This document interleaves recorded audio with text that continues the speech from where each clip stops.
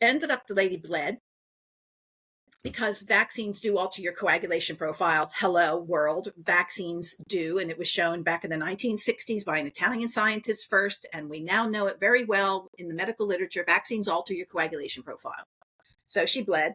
Oh, all you tens of thousands of parents who have kids with autism, you must be right because you've actually seen it. You've seen it for yourself. So therefore you must be right. Is that what they're told? No, that's never what they're told. They are gaslit. They are told it had nothing to do with the vaccines. There was a 1984 Federal Register that explicitly stated that any doubts, whether or not well-founded, about the vaccines must not be allowed to exist. When I first heard that, I thought, oh, it's just one guy probably just, trying to tell people, keep it amongst yourselves. Let's not spread this problem that we're having with the polio vaccine out to the public. And the more I think about it and the more I watch things, I think that came from a very high place. I think that came from a place that's been around for a long time. And this is where it can just, I can start looking like a real weirdo that has fallen off my rocker. But there's no doubt that vaccines, that they are the most harmful thing that's ever been done to humanity on a mass basis. It's, maybe just one or two vaccines can just be a disturbance in the immune system. But beyond that, it's a desecration. It's a desecration of the immune system, and carried on can become a complete death. You are listening to the Doc Malik podcast. This show is 100% independent and fully funded by listeners like yourself. So if you wish to support Ahmed in all that he is doing, then please subscribe to his channel on Spotify or his Substack. Or simply buy him a coffee with a one-off donation, links to which can be found at docmalik.com. Now, let's get on with the show.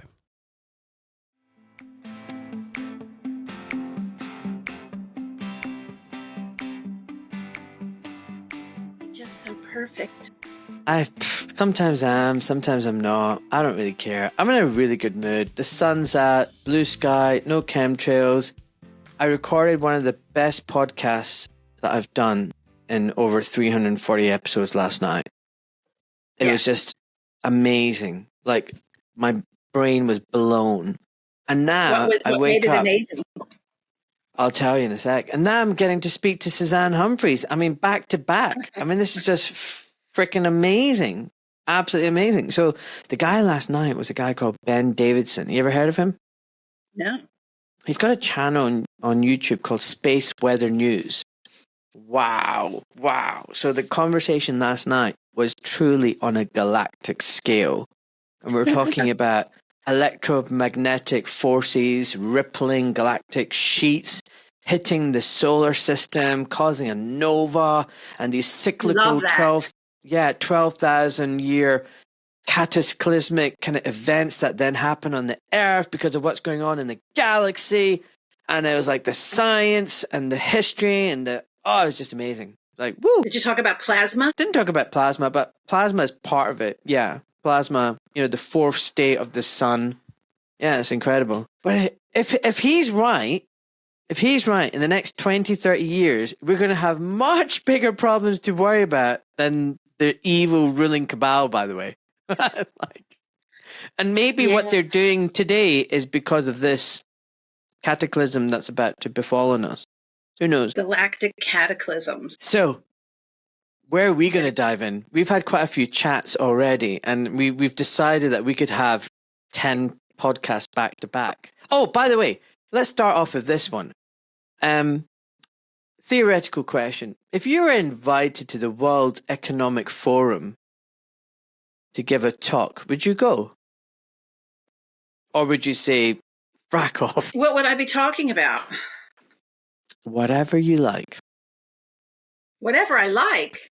So I could bring my dogs and talk about what it's like to have two little bratty dogs and how many farts they do on a regular basis, ruining the environment and causing all kinds of problems eating meat. Yeah, sure. Why not? No, I have to understand what the World Economic Forum is a little better. I have to plead a little bit of ignorance. Like, I know it's like a lot of really, really evil people meet and they decide our fate, probably like manipulating the banking system and things like that. and probably more than that. But I don't actually know, I don't actually understand the world. It feels like one of those things like that was kind of made up by a non-governmental. Is that what it is? It's like it's not a government of any sort. It's a private organization based in Davos, Switzerland. It was run by Klaus Schwab, but then he got into some trouble and there was some whistleblowing done, and he's being investigated.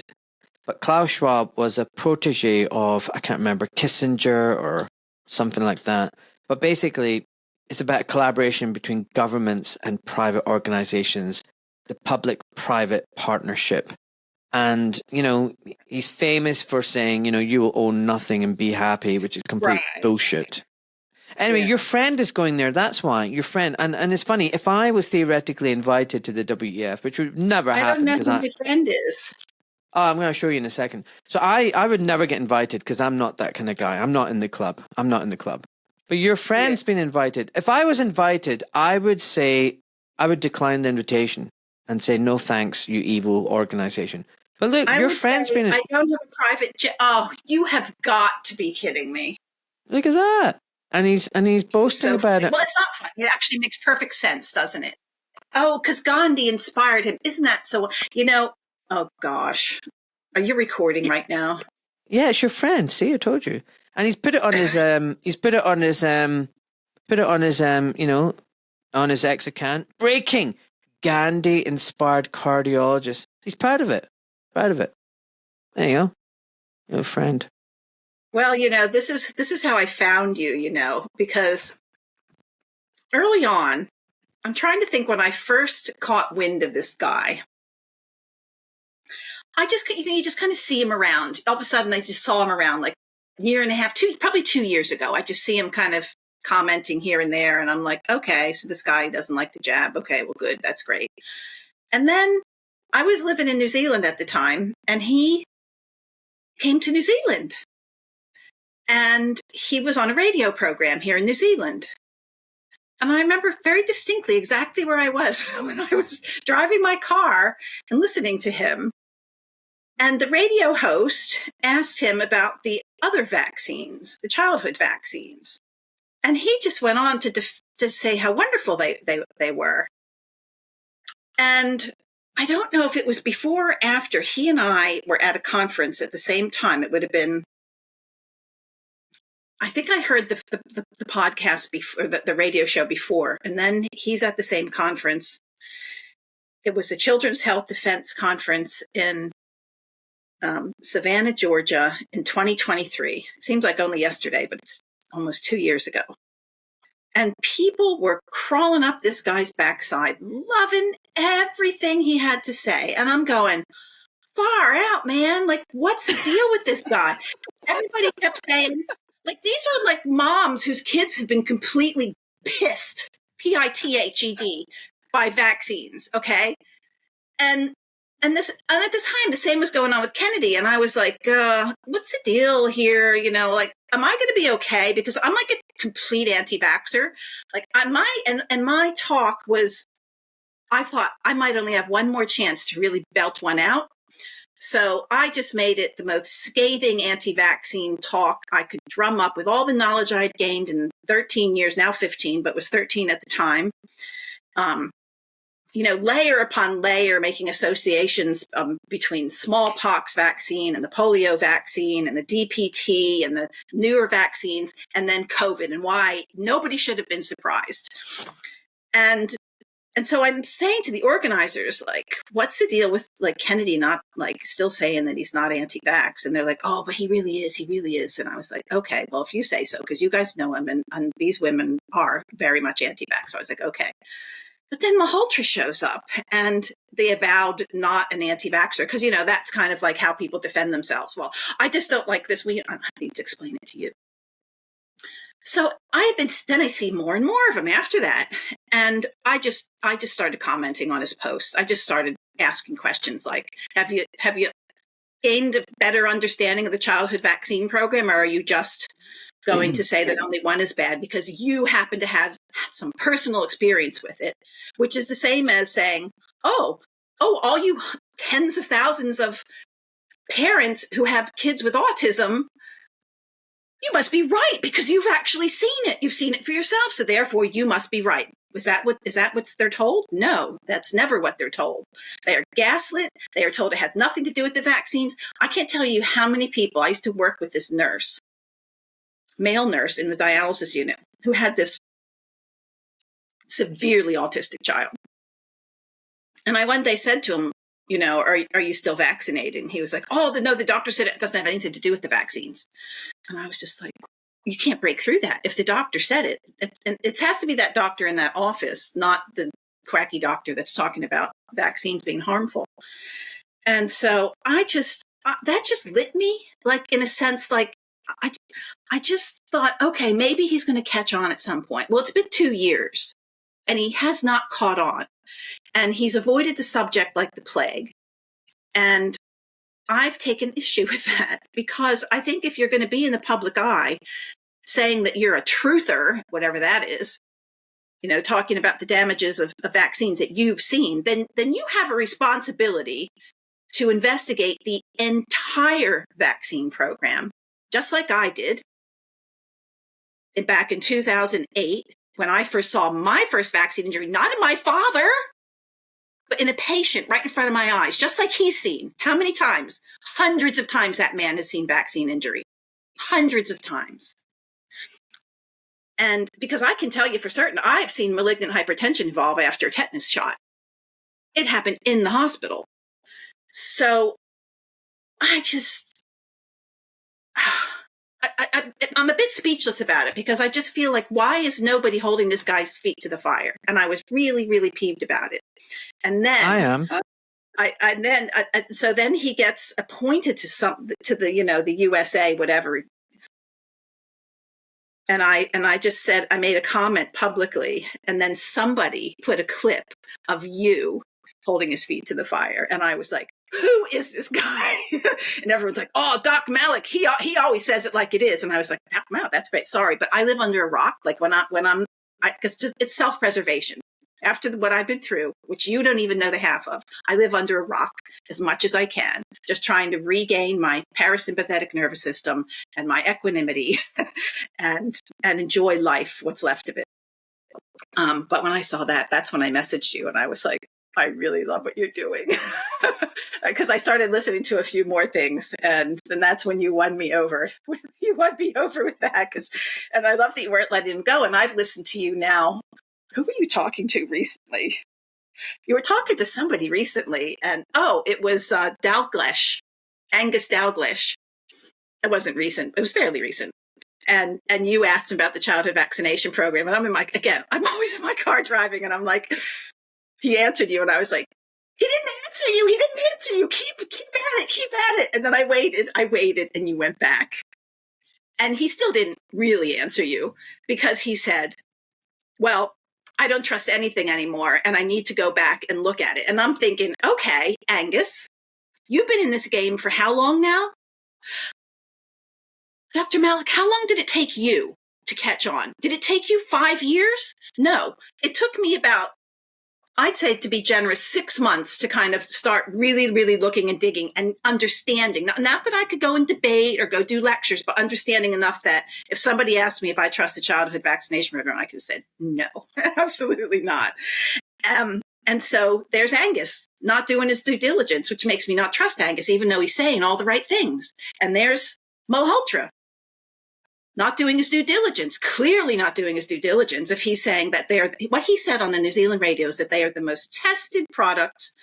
Nothing's been better tested than that, and that we should trust the childhood vaccines. It's just this one. And that's what I've been afraid of all the time, because while I've been paying attention since 2008, and I know lots of people have been paying attention since the 1980s, they're still here. You watch where things are going, and I quit my job. I quit having a $300,000 income, USA dollars, back in 2011, just because this was so important to me, just like it was to you. And these people just hang in there and just keep tagging on this one vaccine, where I saw the writing on the wall. I knew something bad was going to happen. That's why I started to just kind of withdrawal and just wanted to just enjoy my life because I knew something really bad was, and something even worse is about to happen. It's like, now you know that. But these people are just trying to tell everybody that everything's roses and fairy dust that happened before 2019. And so, yeah, I take some issue with that, and I can get pretty passionate and upset about it. Oh, Suzanne, where do I even begin? Like, the similarities between me and you are just shocking. So let's just start with Vaseem Malhotra. Let me quickly tell you. The problem with doing remote chats, I don't like the fact there's always like a little 1 second delay, so I have to be quiet. I can't just interject and comment. And when you're in the studio, the non-verbal communication allows you to come in and out of a conversation. So if I'm quiet, I'm just carefully listening to you and waiting for you to give me an opening. So you're bang on everything you just said. So I had Asim Malhotra in my studio, and he's talking about how he's got a 10-year history of questioning big pharma and statins and whatnot, and he doesn't trust them, and he's rigorously investigated big pharma and they're corrupt, blah, blah, blah, blah, blah. And then and then he goes, yeah, but it's not like the childhood vaccines, which are amazing. And I'm like, hold on a second. So how can you say you're interrogated big pharma and you're an expert at showing big pharma for who they are, when big pharma who produce vaccines have been doing this bullshit for over 30 years and they're not safe and they're not what they purport them to be? And he just wouldn't get it. And then when we start recording, I said to him, dude, what the fuck are you saying? Like, this is bullshit. Like, I've literally just spent a few days looking into it. I think 6 months. I was aware that something wasn't right, but I couldn't put my finger on it. But the moment I started just really looking into it, I found your book, I found Turtles All the Way Down, and honestly, within days, I was like, right, this is a crock of shit. This is bullshit. It took days, Suzanne. So I said to him, dude, what are you talking about? How can you say you're an expert in interrogating big pharma and questioning them and unveiling their corruption when one of their biggest product markets and one of their biggest frauds you're totally blindsided by? And then he said, I've deliberately not gone there because I want to keep my registration and license. I want to carry on practicing. I mean, are you kidding me? So you're deliberately not talking about a topic because you know it's going to get you into trouble. Well, I'm just not ready. I'm not ready to. I went, well, I'm sorry, I can't take you seriously. You can't be saying you're calling out big pharma when you're deliberately avoiding this topic. Get the book and read it. Okay, I'll read it. Okay, we'll read it. And, and evasive, and then moved on to another topic. And that's the same problem that I have with Angus Dalgleish, who is taken around the world on little tours. He's the expert. He's amazing. Everyone fawns over him and Asim.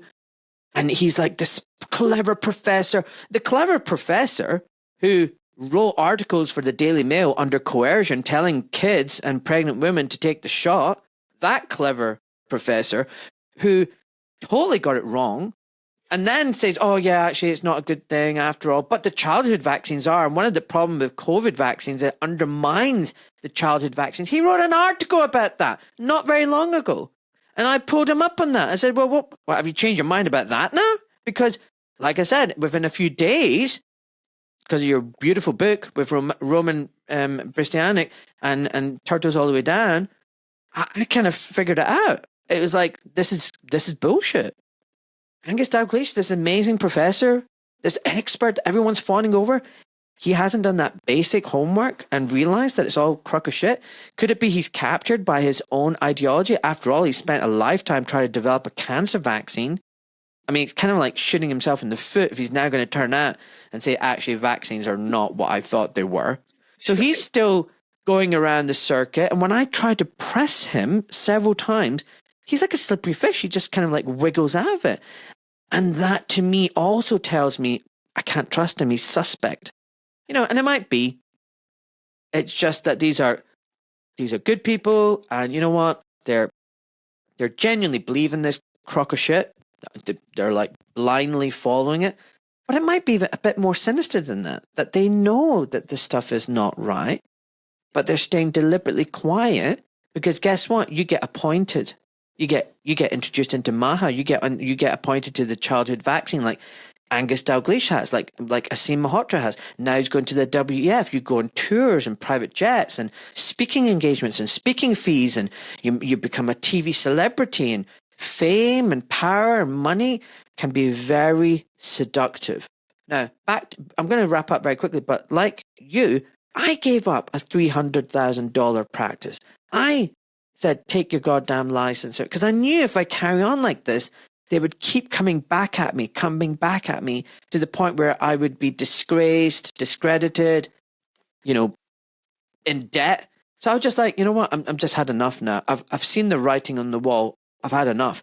You did that. I did that. What's wrong with these guys?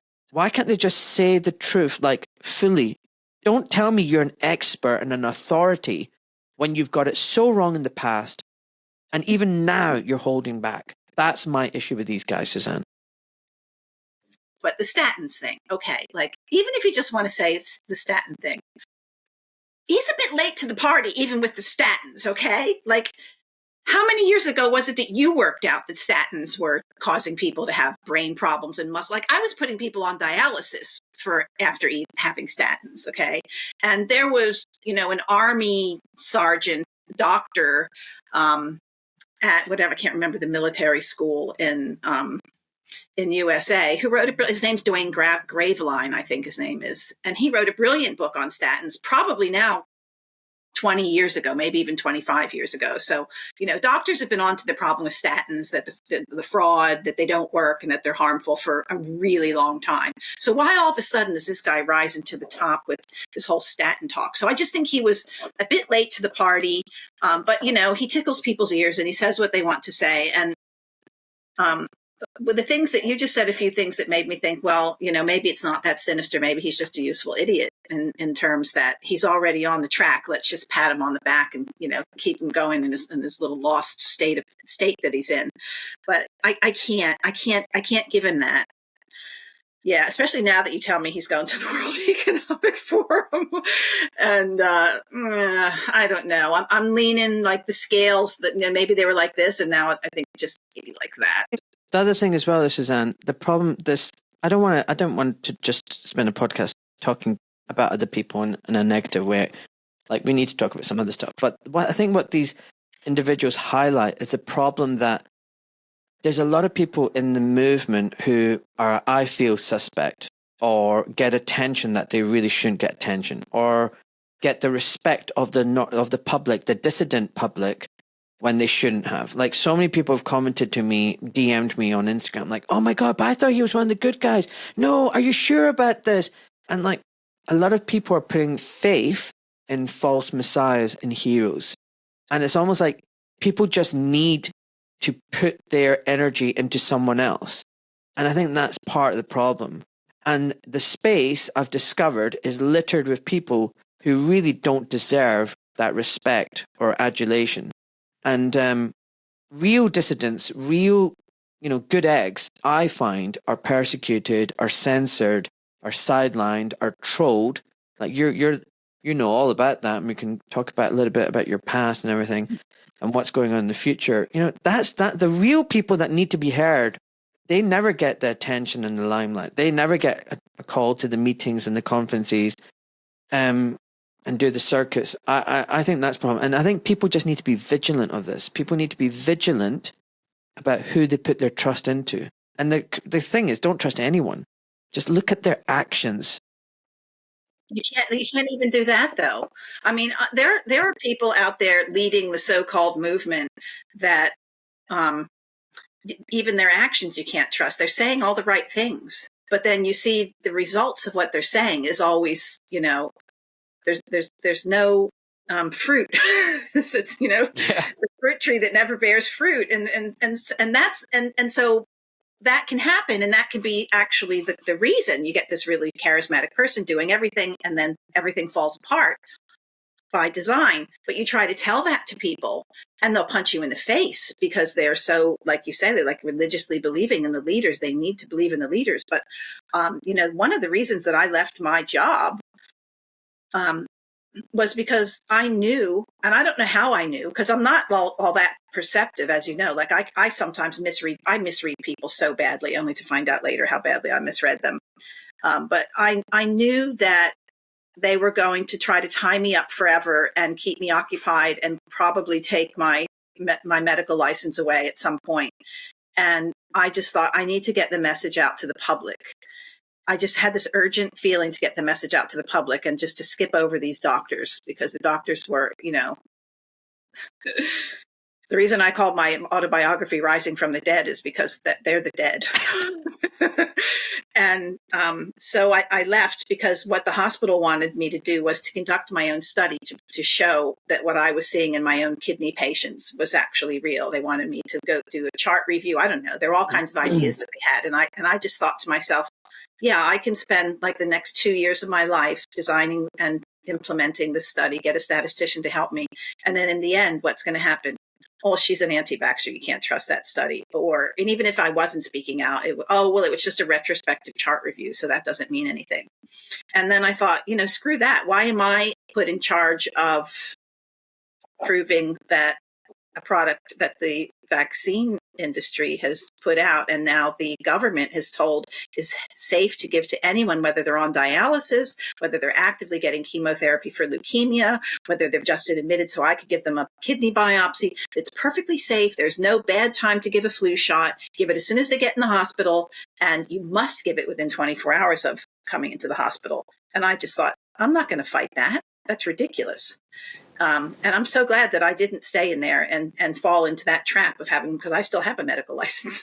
I had 3 medical licenses. And so the public needs to hear it. And not just that, but the public, and it's been my thing over and over again.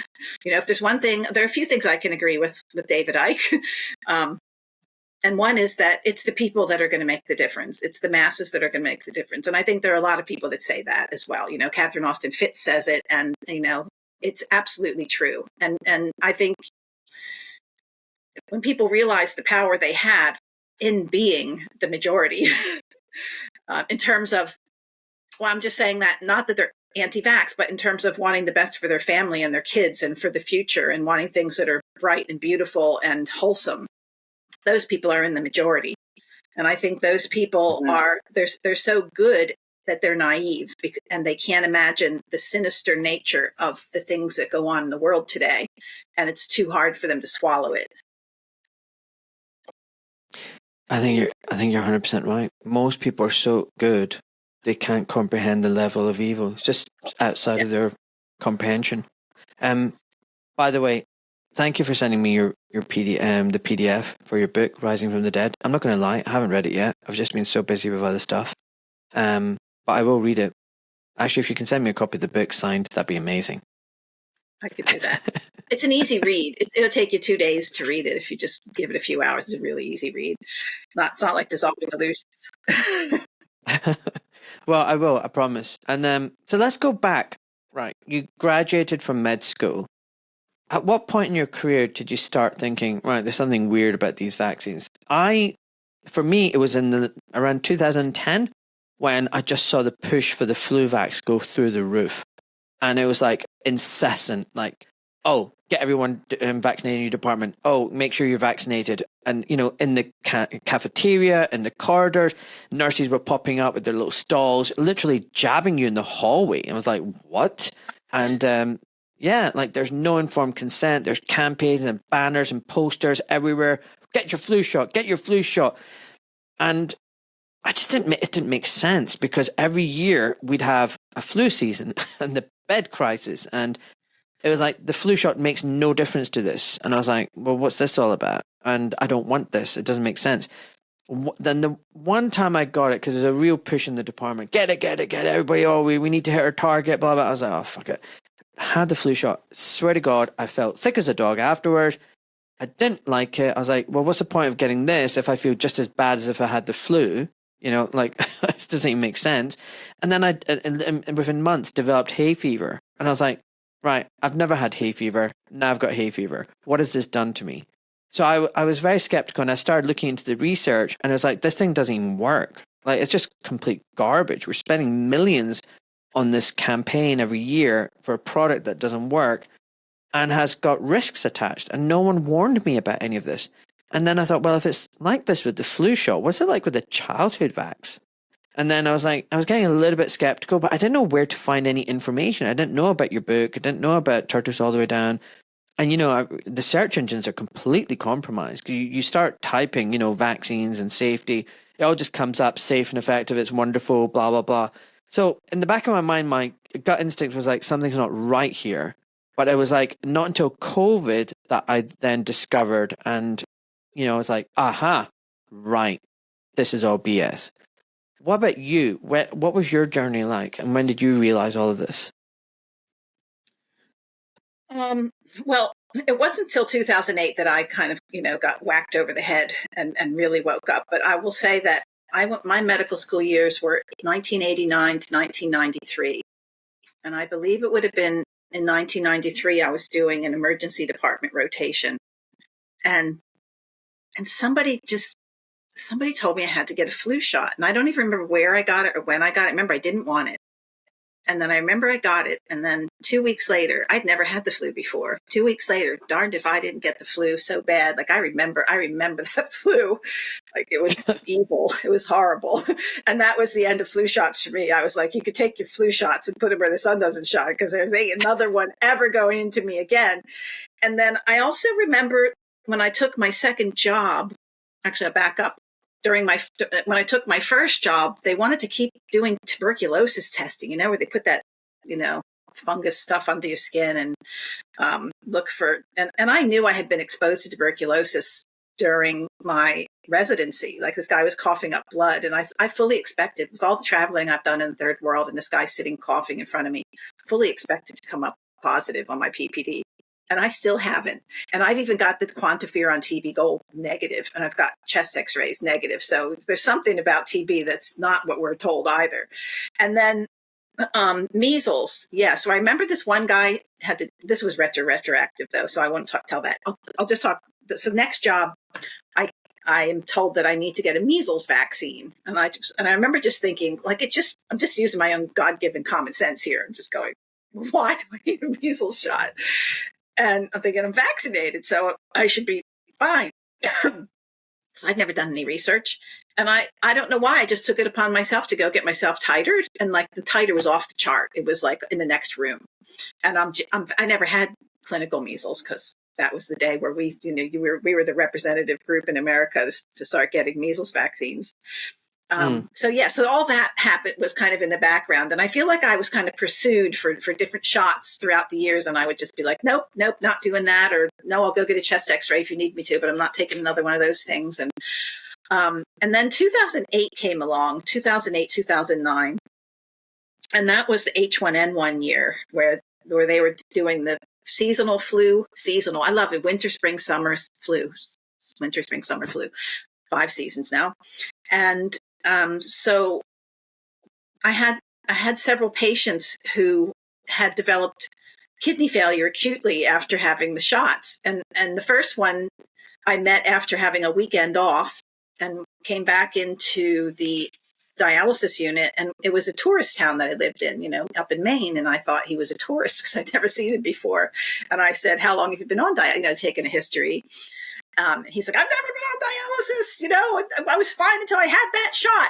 I'll never forget those words. And I did a video called Honesty versus Policy, where I even show you the tracking of the creatinine and the kidney function and the timing of the shots in several different cases that kind of woke me up.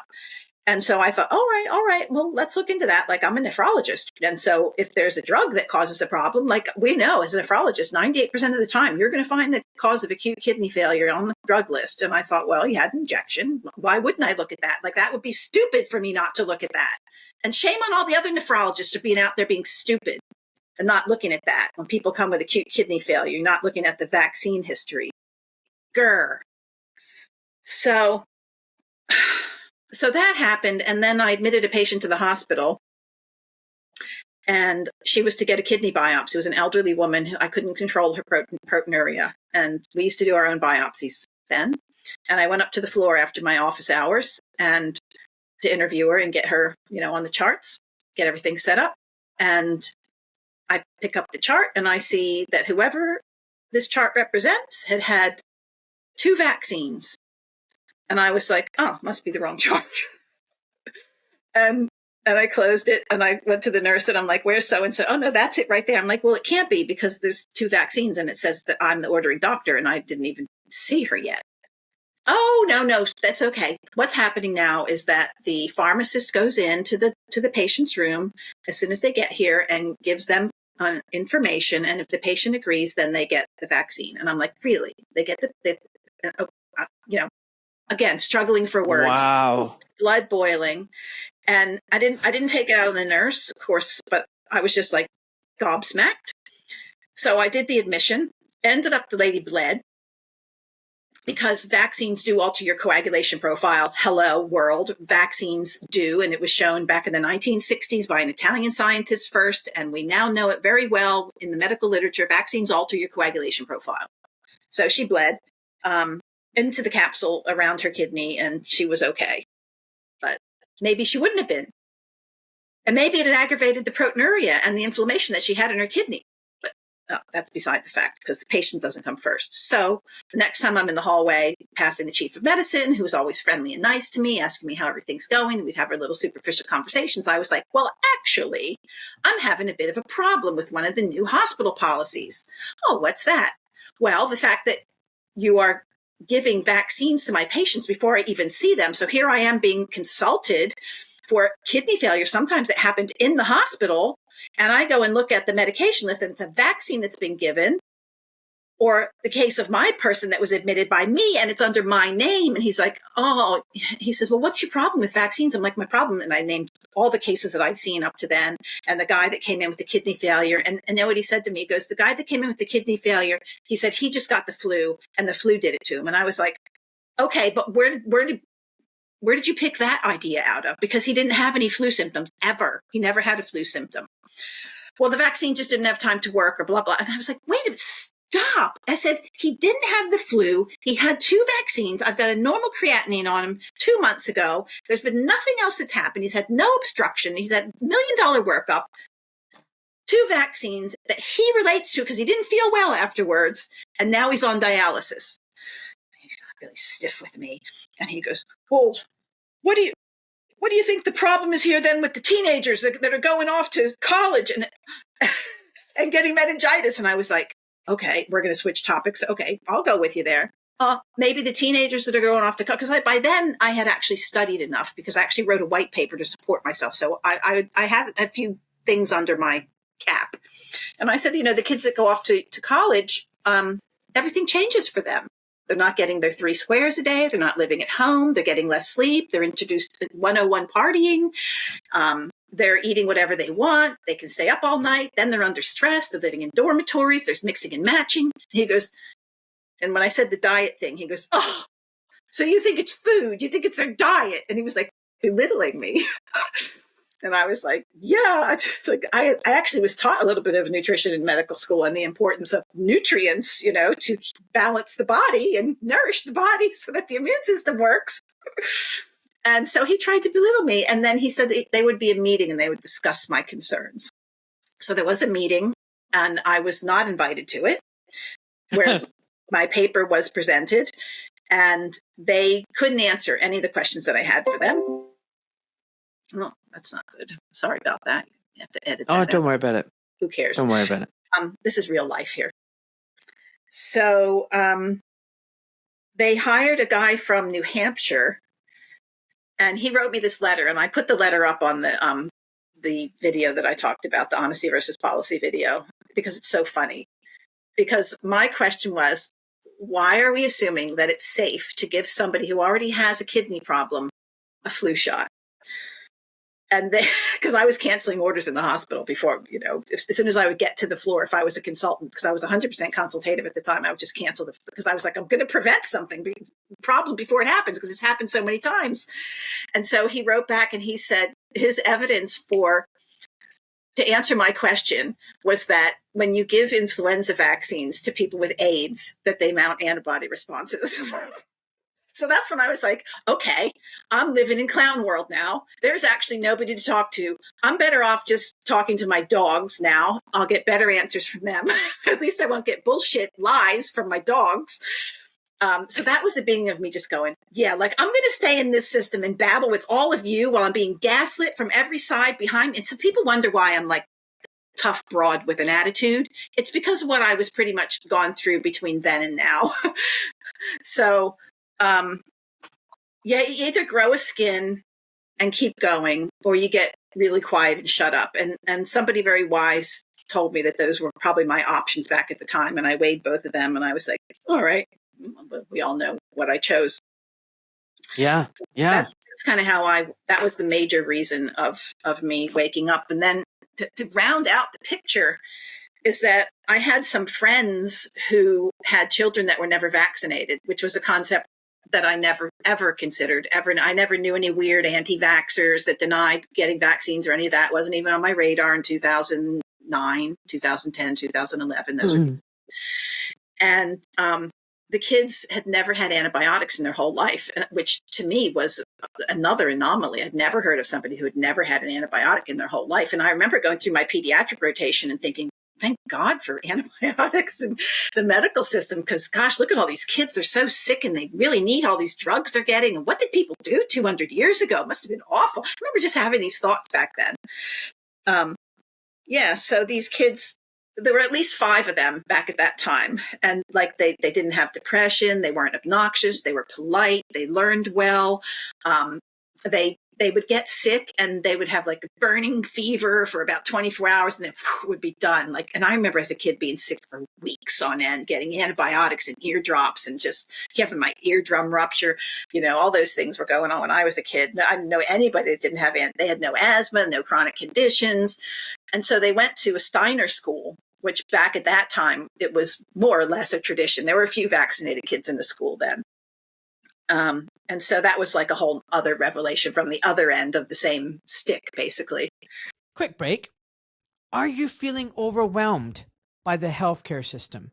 Are you unsure of who to consult, what questions to ask, or how to interpret tests and your diagnosis? Are you walking out of a consultation room with more questions than answers? After all, most consultations are 5 to 7 minutes, rushed in and then out.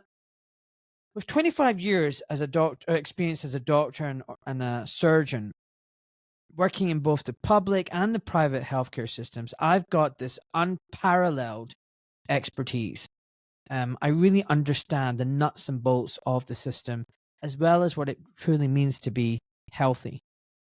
I've had the privilege of collaborating and learning from hundreds of leading health experts over the last 2 years. And through my own personal experience of turning around my own health, I've got a good idea of what it means to be healthy and what a real healthy lifestyle looks like. I'm deeply committed to medical ethics. I value informed consent, and I believe in protecting bodily autonomy. In today's world where trust in the healthcare system can feel elusive, you can count on me to always prioritize your best interests. So whether it's guidance or education or information you're looking for that's unbiased, no conflicts of interest, no financial gain to be got from me, from jabbing you or operating on you, if you just want a sounding board or a second opinion, then consider booking an online consultation with me. I'm not acting as a doctor to treat you or diagnose you, but I'm here as a health advocate and an educator to empower you with the knowledge to ask the right questions, to make the right decisions, and to show you the path to true health. So book an online consultation with me. Visit my website, docmalik.com/consultations. Thank you, folks. So, oh wow.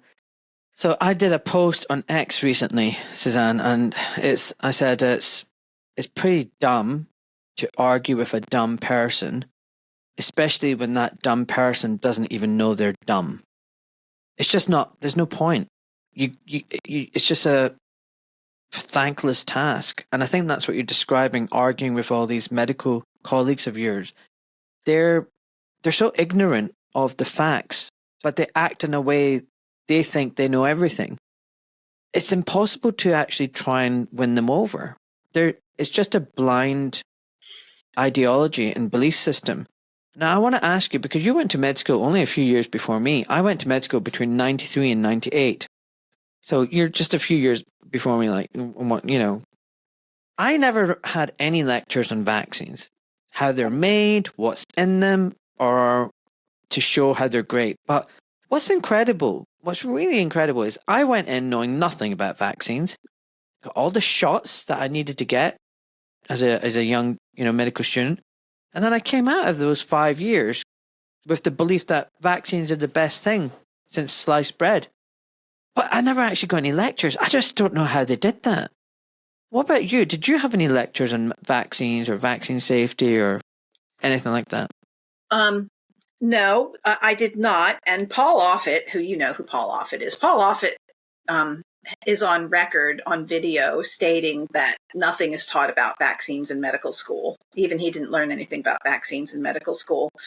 I will say that during my pediatric rotation, which was part of medical school, that there was, because we do 2 years in hospital, so 2 years book, 2 years in hospital, and then your residency, that we were given the piece of paper that had the vaccine schedule, and we were all just sitting there with anxiety about, well, what if they've only had this one, and they need that one, and how do you do it, and blah, blah, blah. And they were basically just saying, oh, it's okay, we'll figure all that out. This is, just take this and learn this. And I remember I didn't really learn it. I don't think I learned it very well at all.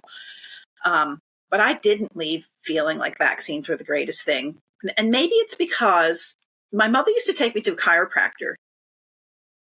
And then after that, I continued on my own going to chiropractors and I never went to allopathic people unless I needed to, because I knew there were other things even before medical. I don't know why I chose. It must be like God was like dragging me out by the hair on a path somehow, because it doesn't make any sense that I went to medical school. I really should have gone to chiropractic school or naturopathic school, given what my kind of medical ethos was back then. But I was working in a medical school, and I realized that medical students were really stupid, and if they could get through it, then I could get through it too. So that was kind of why I ended up going into medical school. But I had some influence by more natural kind of healers. And I remember that they wouldn't like say bad things about vaccines, but it was part of the history. And they'd be like, which vaccines have you had? And I just kind of was able to tell that they weren't asking it to make sure that I was covered for diseases. They were asking it to see something about my immune system.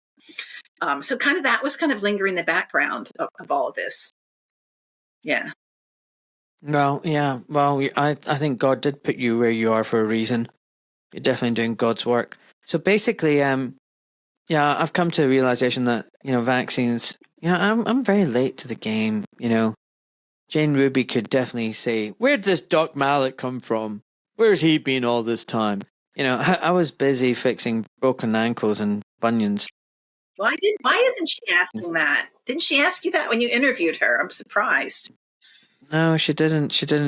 I think the trolling gets reserved for you, I'm afraid. So basically, I've realized that vaccines are not about boosting the immune system. It's about completely dysregulating it and messing it up. Like you, I've just seen a plethora of kids with, everything from sticky ears and glue ears and whatever they call it, to just allergies, asthmas. And I've just witnessed in my own lifetime an explosion in problems in young kids. Like I look, I listen, I hear, right? And what I don't understand is why so many other people aren't alarmed. When I was in school, you didn't have any trouble making kids or peanut allergies or, EpiPens. You never had that stuff. Now every classroom has someone severely autistic, attention deficit disorder, dyslexic, whatever, learning problems, allergies, peanuts, goddamn everything, grains, gluten sensitivity.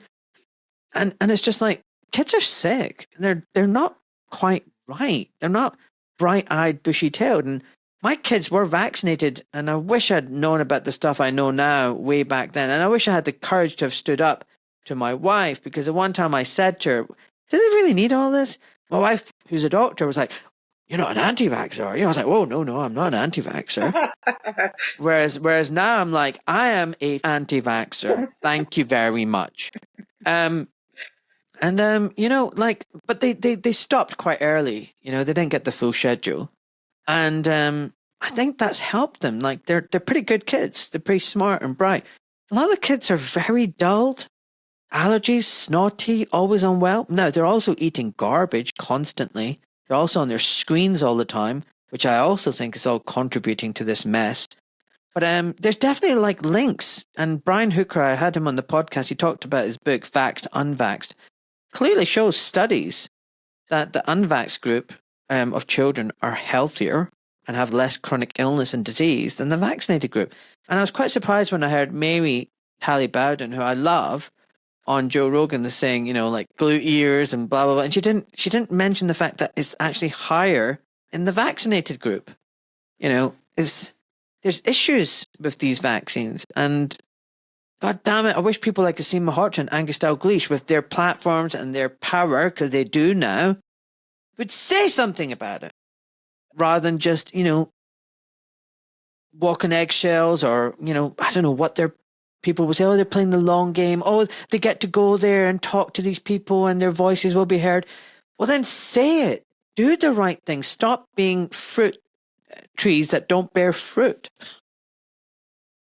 Well, when I was on Joe Rogan's podcast, I kept saying something over and over again, and I'm never going to stop saying it. And there was a 1984 Federal Register that explicitly stated that any doubts, whether or not well-founded, about the vaccines must not be allowed to exist. And when I first heard that, I thought, oh, it's just one guy probably just, trying to tell people, keep it amongst yourselves. Let's not spread this problem that we're having with the polio vaccine out to the public. And the more I think about it and the more I watch things, I think that came from a very high place. I think that came from a place that's been around for a long time. And this is where it can just, I can start looking like a real weirdo that has fallen off my rocker. But there's no doubt that vaccines, that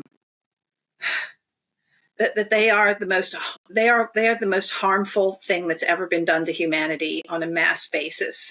That it's maybe just one or two vaccines can just be a disturbance in the immune system. But beyond that, it's a desecration. Is a desecration of the immune system, and carried on can become a complete death of the immune system and the person. And there was always a lot of support for the pro-vaccine, whether you want to go back to the smallpox or polio, wherever you want to go, that there were doctors speaking out a long time ago. There were doctors speaking out 224 years ago, talking about the curse in the day that they ever gave a vaccine to anybody and what they saw. We wrote about that in the companion book to Dissolving Illusions. And I love that book even more than Dissolving Illusions, because it's those quotes from those doctors from 200 years ago. And you realize the anti-vaccine movement has been alive for a long time, and doctors have been speaking out about it for a long time, and they have been blacklisted, and they have been, you name it, it's been a problem. And this is only from the doctors whose writings have been preserved. Imagine how many more there were that they didn't have their writing preserved. And when I first came on the scene, I heard Sherry Tenpenny say that vaccine, excuse me, there's a cat doing something it shouldn't be doing here. Okay, so I heard Sherry Tenpenny, she was on a podcast when I was just waking up, and where was I just going with that? It was the book, and how people have been anti-vaxxers for 200 years, and you love the companion book, and then you were talking to Sherry Tenpenny about this stuff. Yeah, it's okay. I lost my train of thought on that. While you're, it will come back. It will come back, because I'm going to just show you something. So I started looking into this kind of the history, and I love the history. Yeah. So, you've got these pictures like this. Do not vaccinate. And you've got a snake that's vaccination, and the mother's trying to protect her child. You got a picture of death, basically. And then you've got a huge anti-vaccine thing, like outrage on personal liberty. Montreal working men and women forced to be vaccinated. people like the police literally holding people while a doctor jabs them. So this isn't like unusual or rare. Right. Like, and so people weren't watching. Yeah. And you can find the pictures, and it goes back hundreds of years against vaccination and cruel vivisection. It goes on and on and on. And, look at this, and the funny thing is that people like BBC and everything will talk about how we're all a bunch of crazies. But no, we're not. The doctors were crazies. The doctors were literally barbaric. And, in your book, Dissolving Illusions, talks about that and scoring the kids and putting pus into it and getting a good vaccination, like a good reaction. I mean, it's all quackery. I mean, the thing is, they call us quacks. But the truth is, vaccinators are quacks. They're the ones who are absolutely loony. I mean, and the funny thing is, the vast majority of doctors will literally die, like, to defend vaccinations when they know nothing actually about it. It's shocking how little they know about vaccines, their efficacy, their ingredients, but they will blindly fight to the death to defend it and ridicule anyone who doesn't, which I just find that incredulous. And that to me tells me this is a cult, this is a religion, this isn't anything to do with science. It's just madness. But yeah, 200 years ago, people were saying, what the hell is this about? I don't know if you know, in 1840, there's a British act that was forcing these vaccines, and it was a public health measure. And that's where the resistance was like, why is the state, the government, coming in and telling people what they should and should not put into their body? And I think that's one of the big things that drove me. You're a nephrologist, I'm a surgeon. Informed consent's a big deal for me. So, Suzanne, imagine this scenario. You come, I call you into my office and you go, what's up? I go, you know what? You've got a fungal toenail infection. And you're like, really? I'm like, yeah, you just can't see it yet. It's going to happen next week. And you're like, are you sure? Yeah, I'm 100% sure. Well, what do I do about it? Oh, well, we need to do something about it. We need to do an operation. And you're like, really? I'm like, yeah, you need to do this operation because if you don't have this operation, you won't be able to go to work, you won't be able to travel, you won't be able to go to the pub. And you're like, you're kidding me. For the toenail fungal infection that I don't have yet. I'm like, yeah. And okay, but I'm not forcing you, Suzanne. I'm just telling you this is what needs to be done. But it's your choice. You could just stay at home and not do anything and never be able to travel or work. And then you're like, okay, is there anything else I need to know? Yeah, this operation is very safe and effective. I don't tell you the fact I've just cooked it up in my garage like last week.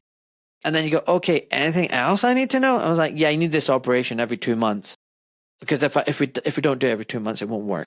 You have to do it. And if you don't have this operation, you're going to kill Granny. Granny's going to get toenail infection, your kids, and this toenail infection is going to spread around the world. I mean, if I spoke like this, forget being struck off. I mean, I would be reported to the police. Who is this guy coercing his patients to have this surgery for a condition they don't even frickin' have? But isn't this vaccination?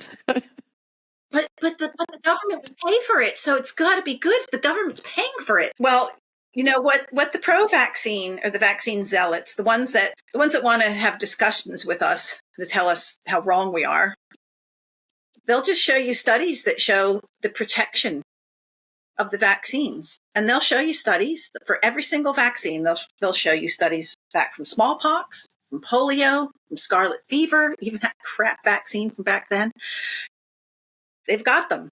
They can keep producing them. They can produce them today better than they could ever produce them in the past.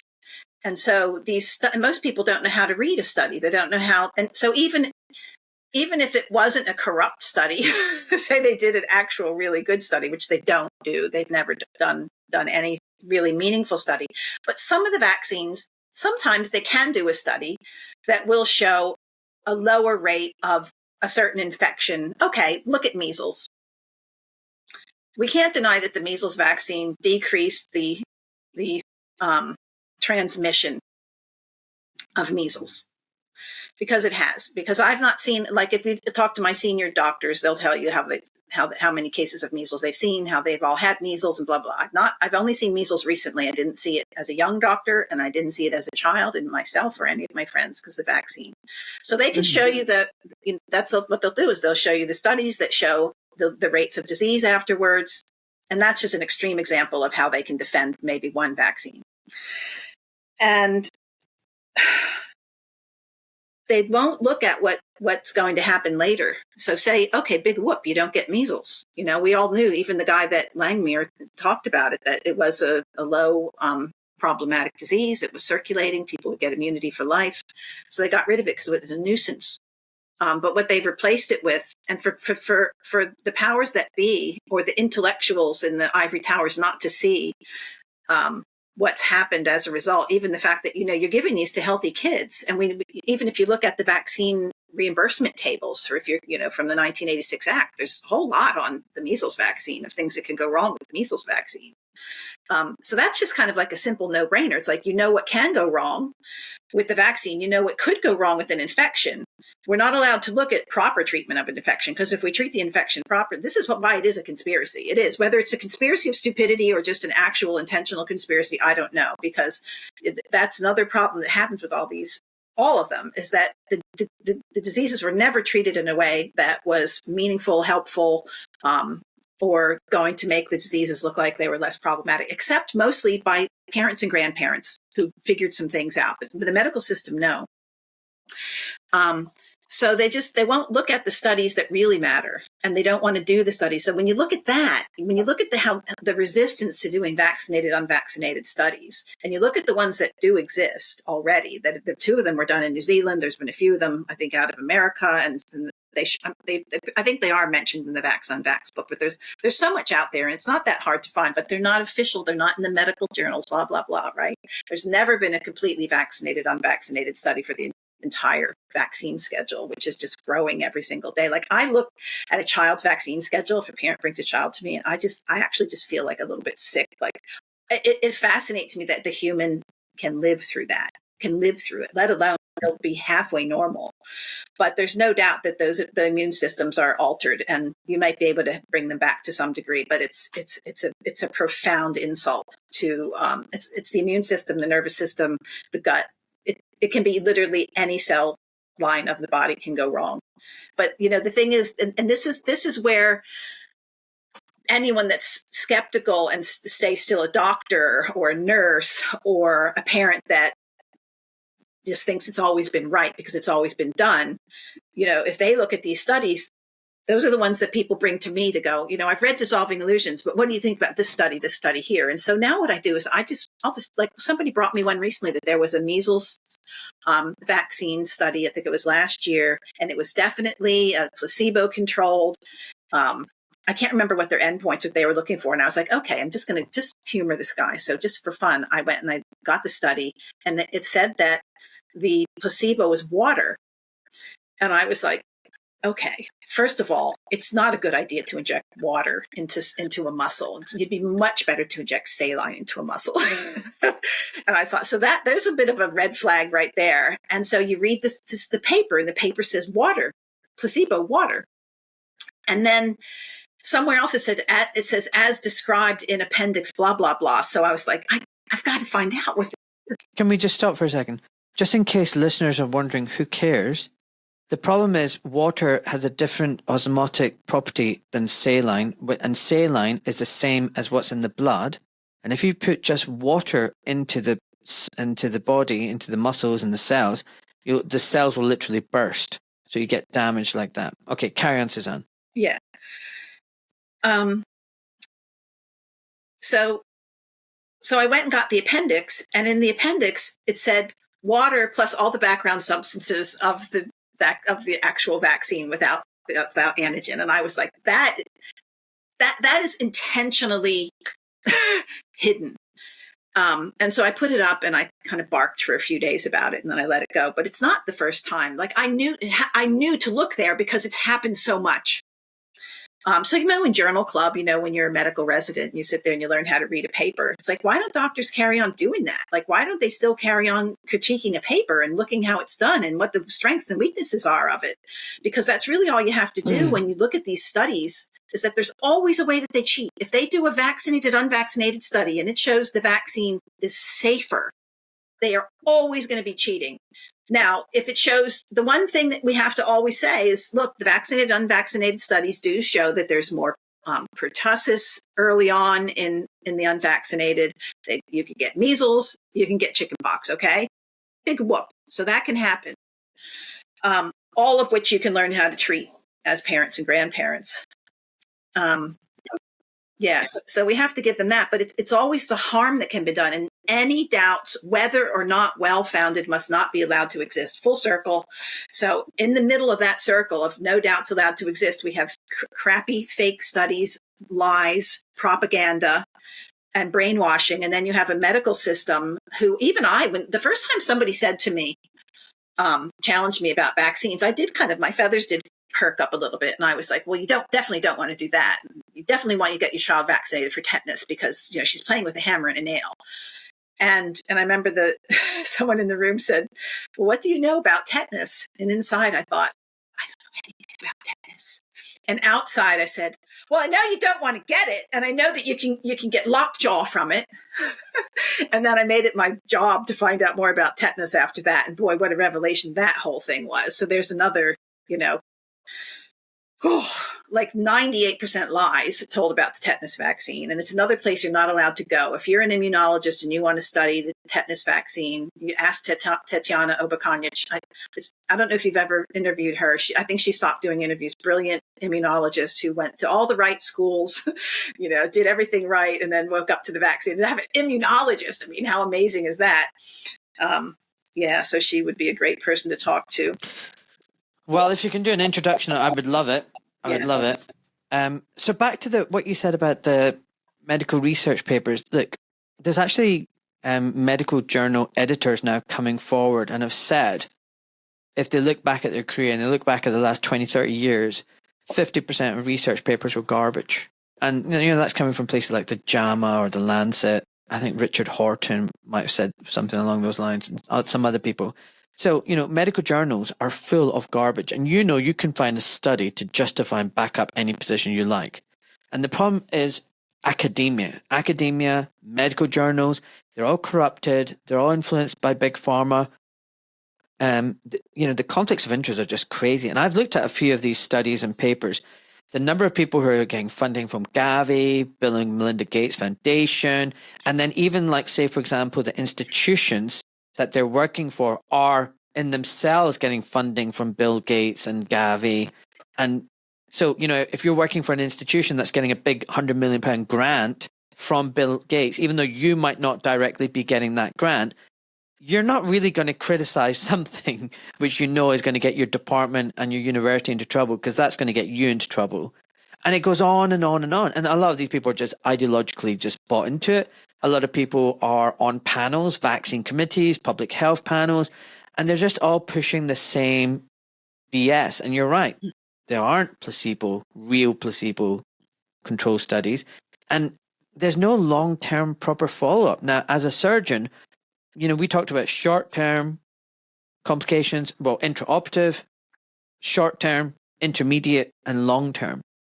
And, you know, we know when we do an operation and we do implants or surgical procedures, we don't really know what's going to be going on until 15, 20 years later. And you can literally see problems arising at that point, which do not appear in the first 5, 10 years.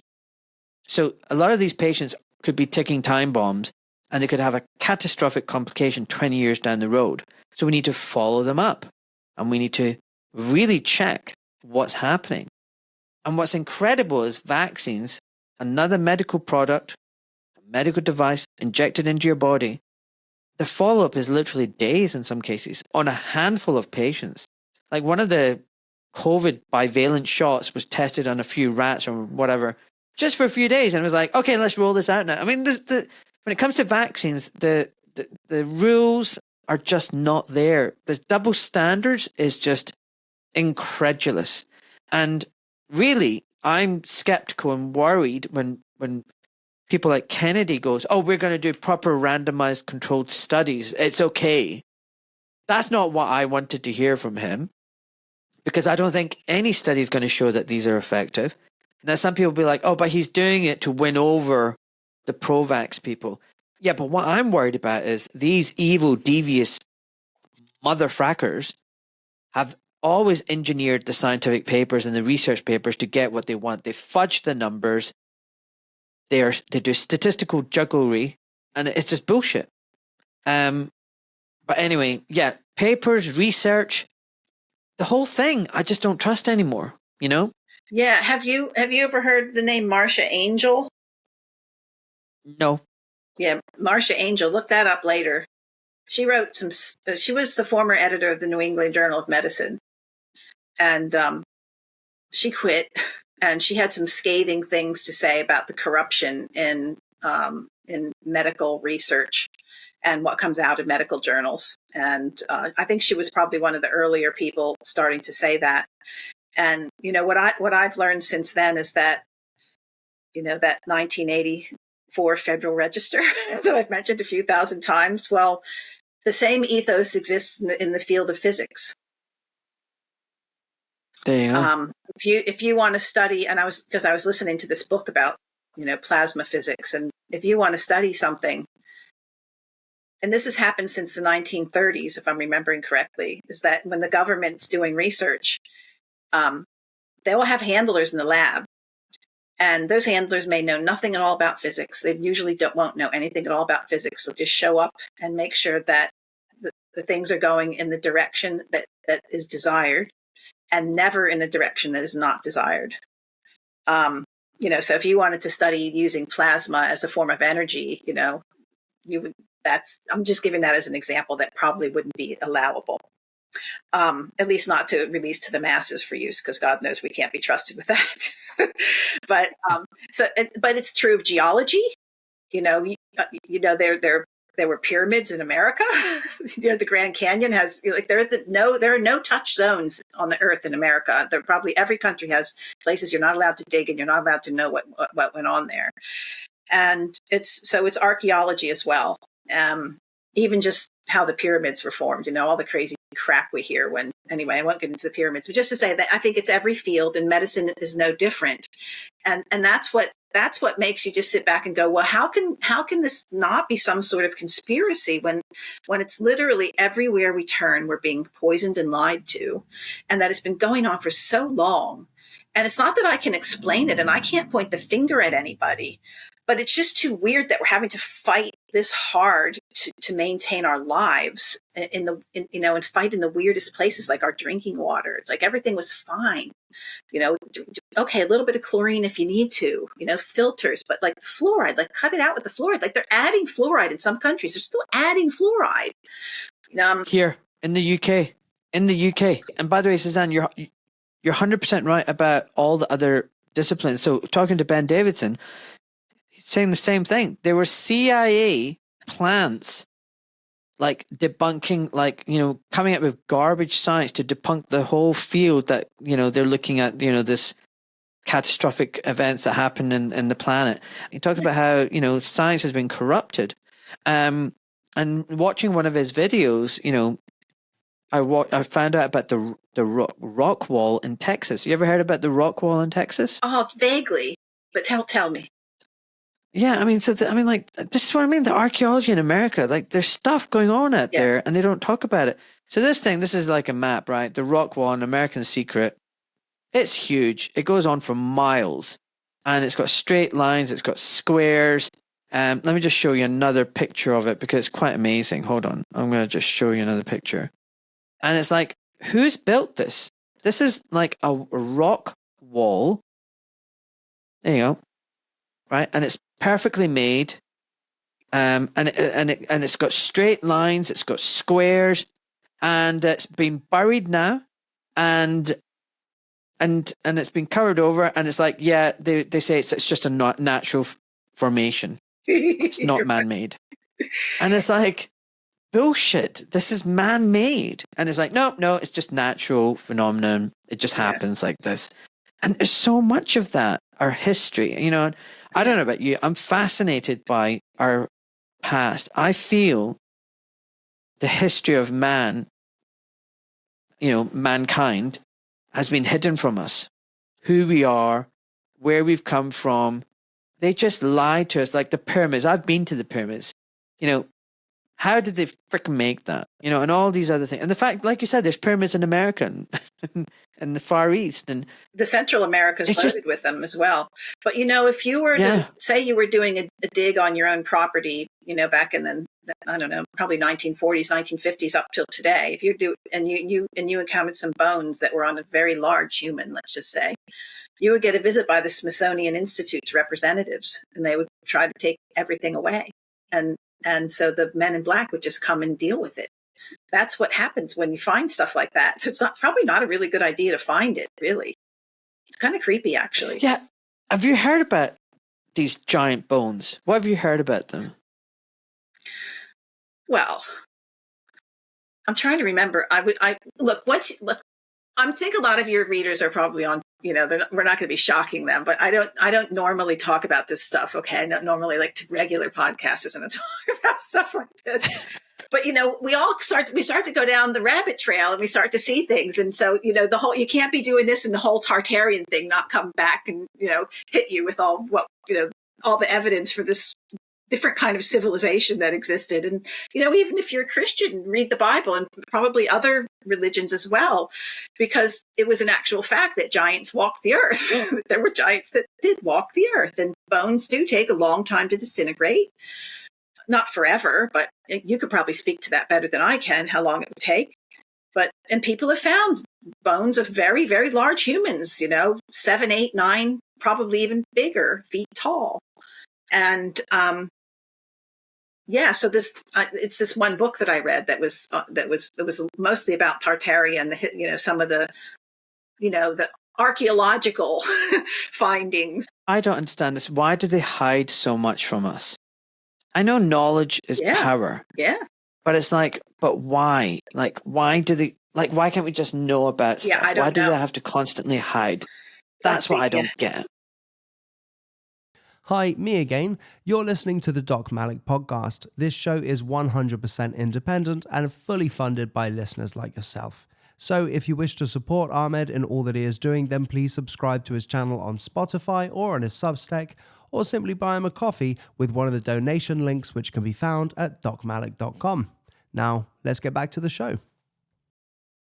Yeah, that's beyond where I've seen a few theories here and there that I wouldn't even get into with you right now, but it's something that has certainly not become at all clear to me. Okay. So let's get back on track. Yeah. So you've left medicine. You've realized that there's just no point. You can't practice medicine the way you want to. I mean, the fact that your patients are being vaccinated, before you even see them, and you know that this might be contributing to harm, and you're trying to argue with your colleagues, and they're just, it's no point arguing with dumb people who don't even know they're dumb, and think that you're dumb. Like, that's just a recipe for disaster. You're just banging your head against a wall. So you've left now. When did you write Dissolving Illusions? Oh, it's another really good story. So I left, and I went down to Virginia. There was a lot going on around that time. My mother was dying up in New Jersey. My sister was down in Virginia, and so I was traveling back and forth. And my mother finally died in 2012. And sorry to hear that. And we all have to die at some point. And of course, I miss her and everything. But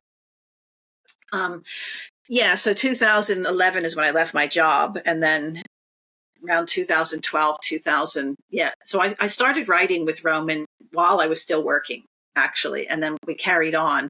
And then, look, I walked away from all this money, and I broke even. I didn't have any savings, but I didn't have any dependents, and so that's where you and I are different. So I was able to just kind of get in my car with my pop-up camper and go, okay, where to next? And that's literally where I was. I was collecting aluminum cans. I'll say aluminium for you, aluminum cans, to get money for petrol, otherwise known as gas.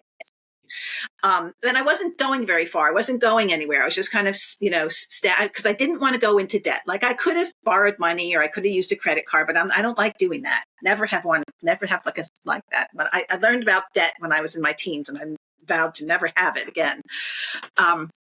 So I was doing a little bit of consulting, online consulting to pay a few bills, and have food. But I pitched I pitched out my pop-up camper on a friend's land in Virginia. And a pop-up camper is about probably 5.5 feet by 5.5 feet, like actual you can stand and live. And the other sides are bed. So it's not a place you could actually write a book. So I went to REI and I bought like a 10-person tent and I set that up. And then I got a really good high quality chair because I thought I had a good bed, I had a good mattress, and I had a good chair. And I just got stuck into the research more. And we finally finished Dissolving Illusions in 2013. Roman wanted to get it out in 2011 probably. And we could have put it out, but I just felt it could be fleshed out better. And I wanted to be really sure with as few mistakes as possible, for my own protection, if nothing else. And so we delayed it to 2013. So I had this big REI, and at the beginning, there was no electricity here at all. My running water was a hose. And so I had cold water.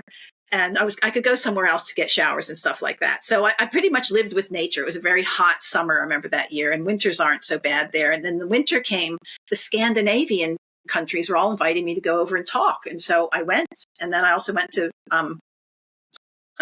did all the Scandinavian countries and Finland. And I think I did more than once. I think I might have gone 3 times to Finland. And so did that. So I do that in the cold months, and then I would go back to Virginia in the warm months. And that's how it went after Dissolving Illusions. And then I wrote the autobiography came after that. But I basically lived there with, the ticks and the daddy long leg spiders until I got chickens that ate all the ticks finally, and a couple of horses. It was kind of rough, but at least I wasn't owned by anyone anymore. And that was kind of a really good feeling that I didn't have a mortgage and there was nobody telling me what I couldn't say and what I couldn't do. Because I'd stuck in that system for 2 years after I decided I needed to go. I would have left right then and there, but I did for my medical partners is why I stayed, because there was a senior guy, he was working part-time and he was retiring and I was leaving. They hired 2 more people. And, in a field like nephrology, they're not knocking, it's residency, I should say, fellowship programs have a hard time recruiting, especially Americans. So we almost always end up with people from overseas going through nephrology in America because people just don't want to do it.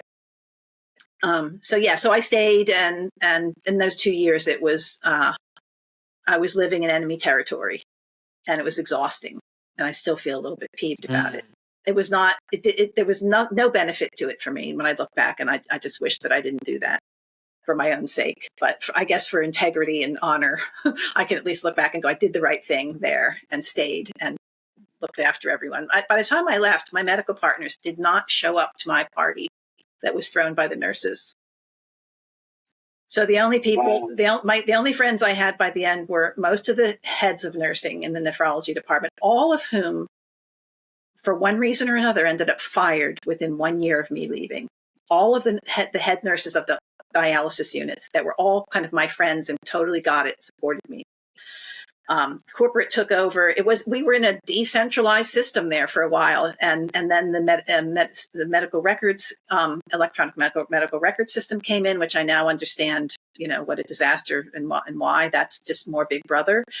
And the dialysis units were owned by the hospital, and we were an independent practice, and we were paid fees for managing the dialysis unit, but they were still owned by the hospital. So it was like a family system, really. And then corporate came in and bought everything out right as I was leaving. Thank God I got out before that happened, because when corporations take over, it's just, like I used to bring my dog. I had a therapy dog. Like I could bring him in because we owned the dialysis units. We kind of made the rules. He was an official dog and he could come in. The patients loved it. They absolutely loved it. I think people came to my office more because I had a dog in my office when I was working up in Maine. Well, once these people came in, there was no more. There was the infectious disease people came on the scene and told me how the dog couldn't be here. And I was like, my dog is cleaner than most of the people's feet that's coming through here.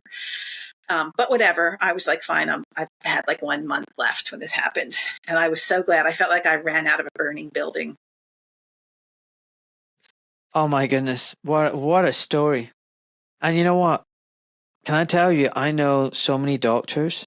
I have conversations with them, some of them friends, who tell me, well, two on a regular basis, the friends, how they just want exit. They want to get out and they don't know how to. And they feel like when they're in the system, they're just dying. A piece of them is dying every single time.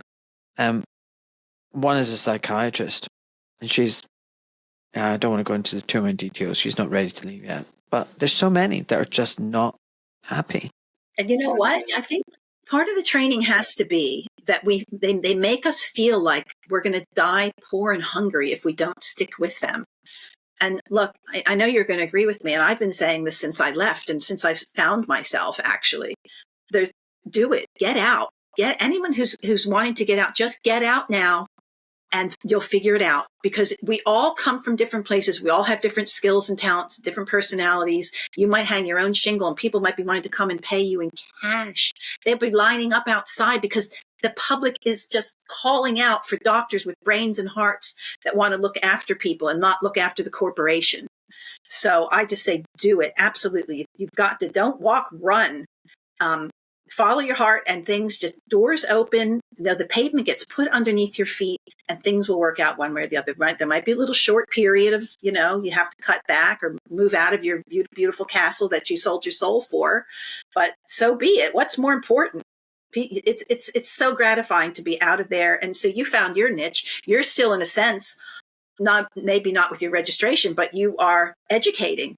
And you're practicing medicine through an education, which is what a good doctor should be doing anyway. And I always felt like, I probably don't really need to have my medical license because most of what I do doesn't require it. I can't even think of the last time I wrote a prescription.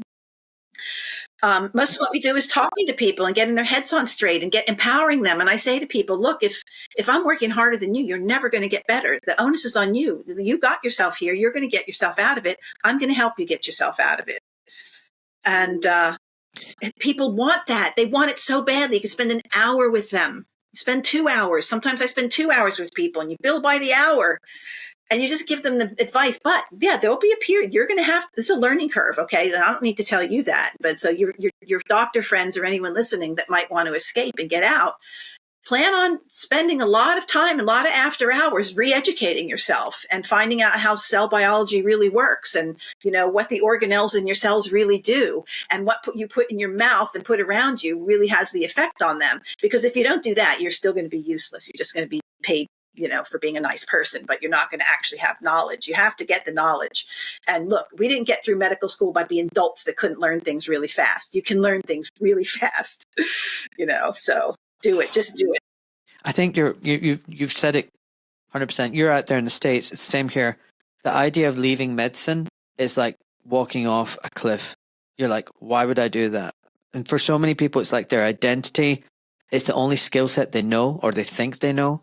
They've conditioned us into really holding on to that license and staying within the system. The idea of coming out is just like, people just think it's mental. Like when I said to people I'm handing back the license, they're like, okay, one hospital kicked you out, but one hospital, only suspended you, and you're going to win that, and you've still got another hospital, and there'll be other hospitals you can go to, and blah, blah, blah. And I was like, I'm actually done with the system. The system is so filthy, corrupt, and dirty. I'm done. And it is hard, Suzanne, when you start and outside the system, because you have to relearn everything. But doing my podcast was the mother load of downloads for me in education. I'd already started turning my own health around. 4 or 5 years, I'd reversed my diabetes and my hypertension and my fatty liver. So and that was stuff I had not learned in med school. No. So I was already on that journey. But what I think COVID showed me was how corrupt and unethical medicine is, and the groupthink and the arrogance and the hubris. I was done. And I was so disappointed with my colleagues, because we were meant to be the patient advocates. We were meant to be defending medical ethics, and they just rolled over. And oftentimes to take just the money. They were bribed by the money. Over here they were paid to jab people. And also the fact that there's no spine in so many doctors. They just bend over. And it was like, what the hell? And so it's hard in the beginning, but I've done this podcast, I monetize it when I've decided to leave, and it's paying the bills, and now I'm doing the consultation service.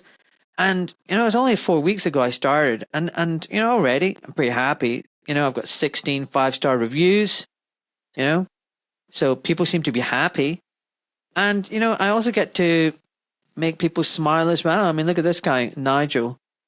Ahmed has no airs and graces, and his bare feet firmly on the ground. Yeah, I do the consultations from my garden in the sun. He is very personable and communicates with clarity from a great depth of experience. He provided an illuminating glimpse behind the medical curtain, which confirmed in my mind that I'm right to question procedures, medications, and the whole MO in which you will otherwise get swept along. It was the most valuable birthday present my wife could have bought me. I mean, that's quite nice, isn't it? And I think that just confirms what you're saying. Like, people just want to talk and learn and be empowered. And you don't need to stay in the system to do that, to help people. So any doctor listening, do it. Most people that are sick, they don't actually want to go to a doctor. They don't actually want to go to a hospital. It's not like the old days where you had a family doctor that you kind of got to know and that would actually think about you and, really consider things, where people know that when they go into the system, it's roulette. Anything can happen. They probably couldn't, identify you in a lineup because they're staring at the computer the whole time rather than staring at you, going by the protocols that they were given and the automoron education and practice. And so doctors don't trust themselves after a while. When you're just given, protocol after protocol, what doctor's going to be creative? The art of medicine's dead. It's now the flow chart of medicine, pretty much.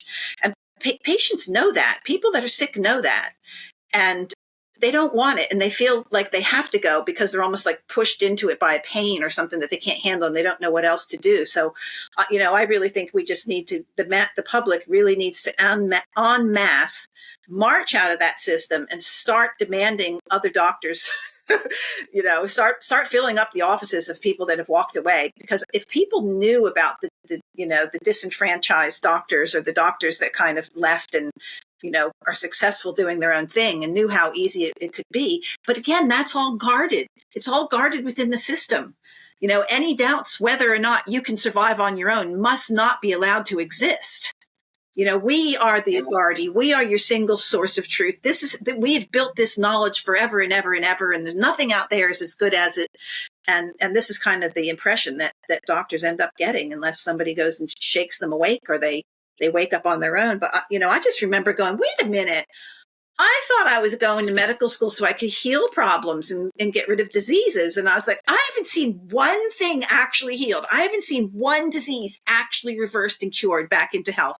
What's going on here? How come that we're supposedly sending people into outer space and we've got all this technology and all these brilliant people and we can't fix a problem with a underactive thyroid gland? What's going on here? I can't accept this. And that was kind of the beginning of going, I don't want to just keep I was a high paid pharmaceutical whore. That's what it boils down to. If you're not a surgeon, you're a pharmaceutical technician, basically getting money for writing prescriptions and continuing to diagnose, find problems, find solutions in the form of drugs and, or jabs or whatever. And I had no skills with my hands. So I think it's a blessing actually to be a surgeon.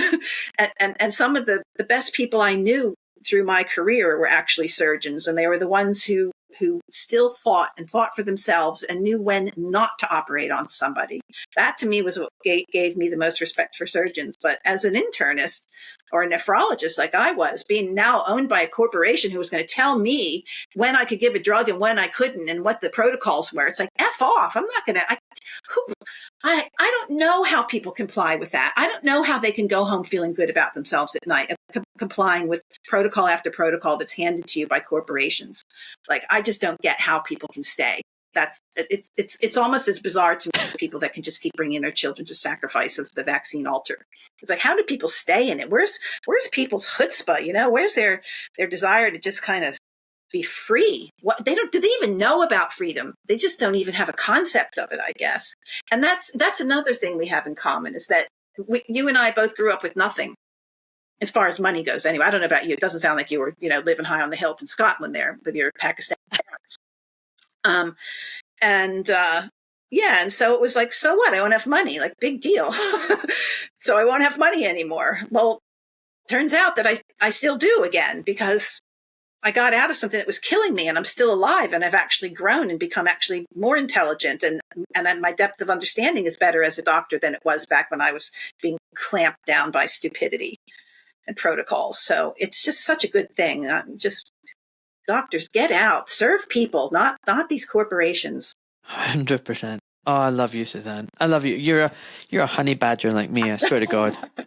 I'm so glad we found each other. So basically, yeah, you're right. I grew up quite, poor in a working class part of Glasgow. Dad did very well eventually and lifted himself up. He was a welder, then shoe shop markets, then got a residential home.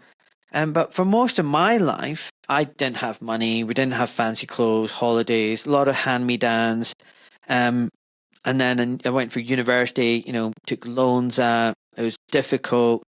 Much of my training down in South in London, I was just in debt, credit cards. I hated it. And then I became a consultant, and finally I was able to pay off my bills and debts and just get on my feet and get a successful private practice going. And then COVID hit, and then that knocked me down for 2 years. Yeah. Then I lifted myself up again, and then I spoke out against the vaccines and mandates, and then I got knocked down again. So most of my life, I've not been rolling in it. I've not had a lot of money. And, I've still got a mortgage. I'm only on interest-only repayments at this stage, but I'm getting enough money to stay out of debt and be comfortable. I am blessed to have, several hundred supporters on Substack who pay to listen to the paywall content, or, just support me anyway. And while I don't have lots of money in the bank account, I'm wealthy. I've got so much love in my life, purpose. I'm happy. I have passion. And what was bizarre is I had a friend of mine come and do a podcast with me, and he's a spinal surgeon, and he's head of the department of one of London's biggest spinal units. It's huge. He's got a big private practice and everything. And afterwards, he was like, "Oh, I should have said this in the podcast." He goes, "Ahmed, I want out. I'm 57 and I'm looking at you. I want what you've got. You're glowing. You're happy. You've got this vibration and energy about you. And I'm in a department where we're all soulless. We're just chasing money and a big house and trying to keep our wives happy."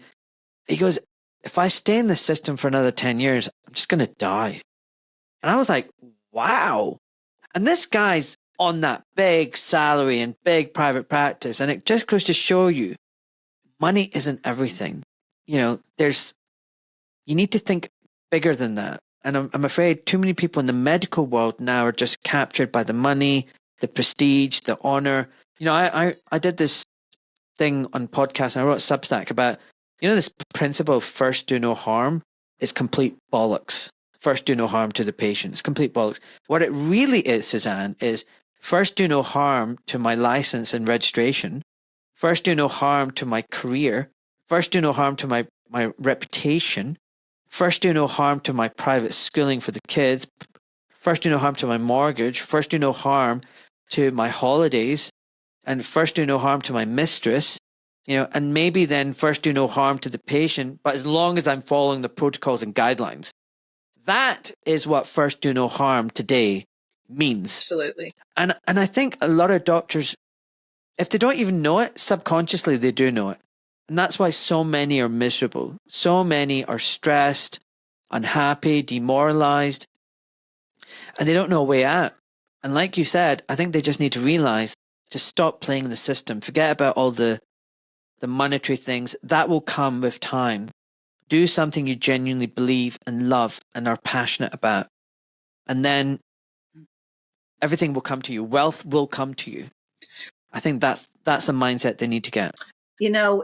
I think early on in medical school, most people, not all, because some doctors start out as assholes and they continue being assholes, but most people, I think, start out very altruistic going into medicine. I think they're good people. They're altruistic to go into medicine. That's how they feel early on. And then that altruism takes the back seat, like you said, to all those other things later because of that herd mentality. And it's that herd mentality thing that has to drop, and that fear of being the outsider. I never had a fear of being the outsider. And I don't think you did. You were a natural outsider just by virtue of the color of your skin where you grew up. But I think I have a little issue with your website. I'm going to tell you about it now. Because you keep saying, thank you for supporting Dr. Malik. And I look at that and I think, they're not supporting you. They've hired you. They've hired you because you're doing a job that you're working. How many hours a day do you work doing this job? A lot. A lot. No, seriously, a lot. You probably have some 8 to 10 hour, maybe longer days. And I know this because I know I've done a lot of podcasts, and I've listened to a lot of podcasts, and I've been on the other end of a lot of interviews. And almost none of the people that interviewed me have read my book or know anything about me other than that they saw something I seemed intriguing and interesting, and I could fill a spot on the podcast. And I don't do podcasts anymore a lot for that reason. You study people before you interview them. You want to get to know them a little bit. You've phoned me a couple of times. We've had conversations.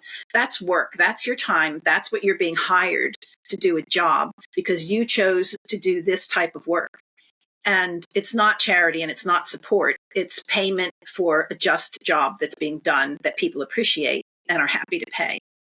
And I think doctors that are considering leaving need to know that they might not become a podcaster, but there's so many other things that could align with what all the knowledge that they know. Knowledge is ever useless or worthless.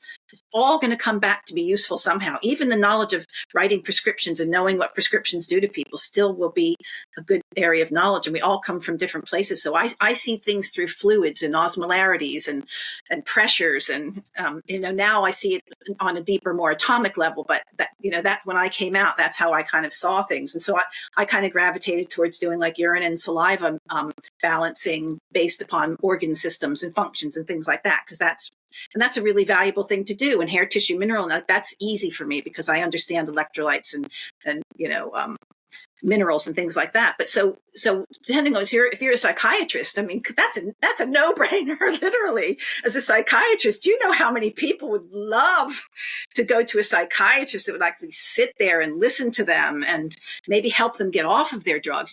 That can become a skill for people that they will pay. They're happy to pay for it.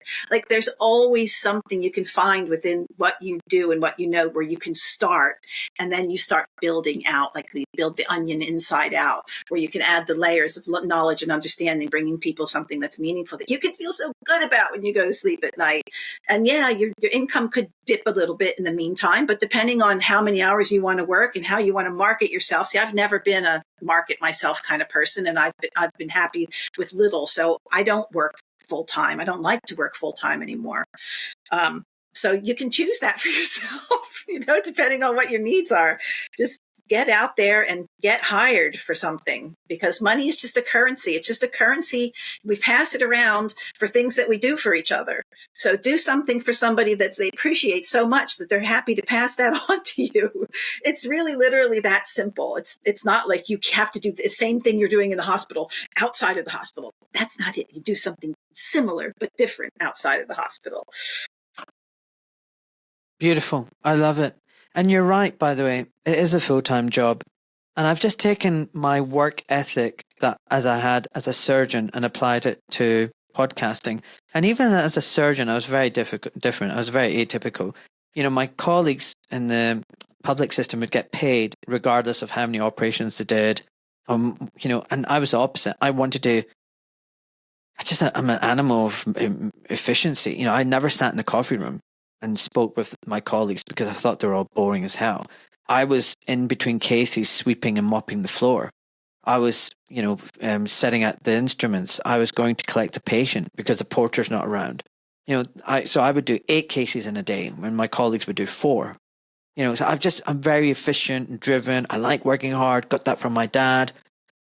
And you're right. When you do the podcasting, there's a lot of research that I like to do beforehand. I do read the books. I can't turn the cameras right now, but the whole pile behind me here, I read them all. I study them. I look at their feeds, their social media feeds, and what they're up to. I look at their past interviews. This guy, Ben Davidson, I did the podcast with last night. I think I must have watched about 20 hours of his talks and videos. Exactly, but I listen at and two you do speed. how many a week? You do 2 or 3 a week, you said? Podcasts a week? So, hello. Yeah, and I was listening at 2 speed. So when you listen, it's like, but I'm just used to hearing it like that. And when my wife is in earshot, she goes, "Oh my God, put your headphones on. God, that's so uncomfortable to listen to." But I'm just used to, because I need to download the information. So for example, I messaged him on X and I said, "Oh, dude, I really like to talk to my guest before, and can you please give me a buzz?" He went, "I'm too busy." I went, "Oh, okay." So I did the research, and we did the talk. And, I know all about coronal mass ejections, the plasma, the fourth state of the sun, the heliosphere, the galactic sheets. I knew what I was talking about, and we had an epic conversation. And I knew it was great because when I stopped the recording, he went, "Oh, bro, that was brilliant. We should do this again." I was like, "Yeah." I was like, "Yeah." And I will get him back on. And because I just feel like if I want to get the best out of my guest, they need to feel comfortable talking to me. And it's boring for a guest just giving the same talk now every single time. And if I really invest in my guest, then hopefully they'll come up with a new nugget or say something in a way that's never been heard before. Yeah. And my listeners will then enjoy that experience more. I've had Andrew Wakefield on, and people have heard Andrew Wakefield again and again. But when he came on with me, it was, people have said to me, "Oh, wow, that was like no podcast I've ever heard before with Andrew Wakefield." Or take David Icke. People said, "Oh, wow, I've been listening to David Icke for 20 years. That was probably the best interview he's ever given." And I was like, "Yeah, thanks. That's great. Love that." It was really good. But then along with the research, the books, the reading, then there's the recording, then there's the editing, then there's the uploading, then there's writing the Substack, the thumbnail, the canvas, the images, the artwork. There's a shit ton of work to be done. Then the scheduling, reaching out to people, blah, blah, blah, blah, blah, blah, blah. But now I'm carving some time out to do my consultations. I'd like to do some courses, and I'd like to finish my book, which is only 1% started, but I need to get on with it. So it's just about creating time. But the key thing is, I don't think of any of this as work, Suzanne. I'm having the time of my life. Like, I'm having a lot of fun. And I think that's what the message is out to the doctors out there. Look, if you're miserable and you're in a system where you're now a technician instead of a clinician, get out. And I don't know about you, Suzanne, we're kind of the same age and the same kind of generation, but I knew mavericks. I knew maverick doctors, medical ones and surgeons, and they were out there and they were crazy and they were like inspiring and motivating.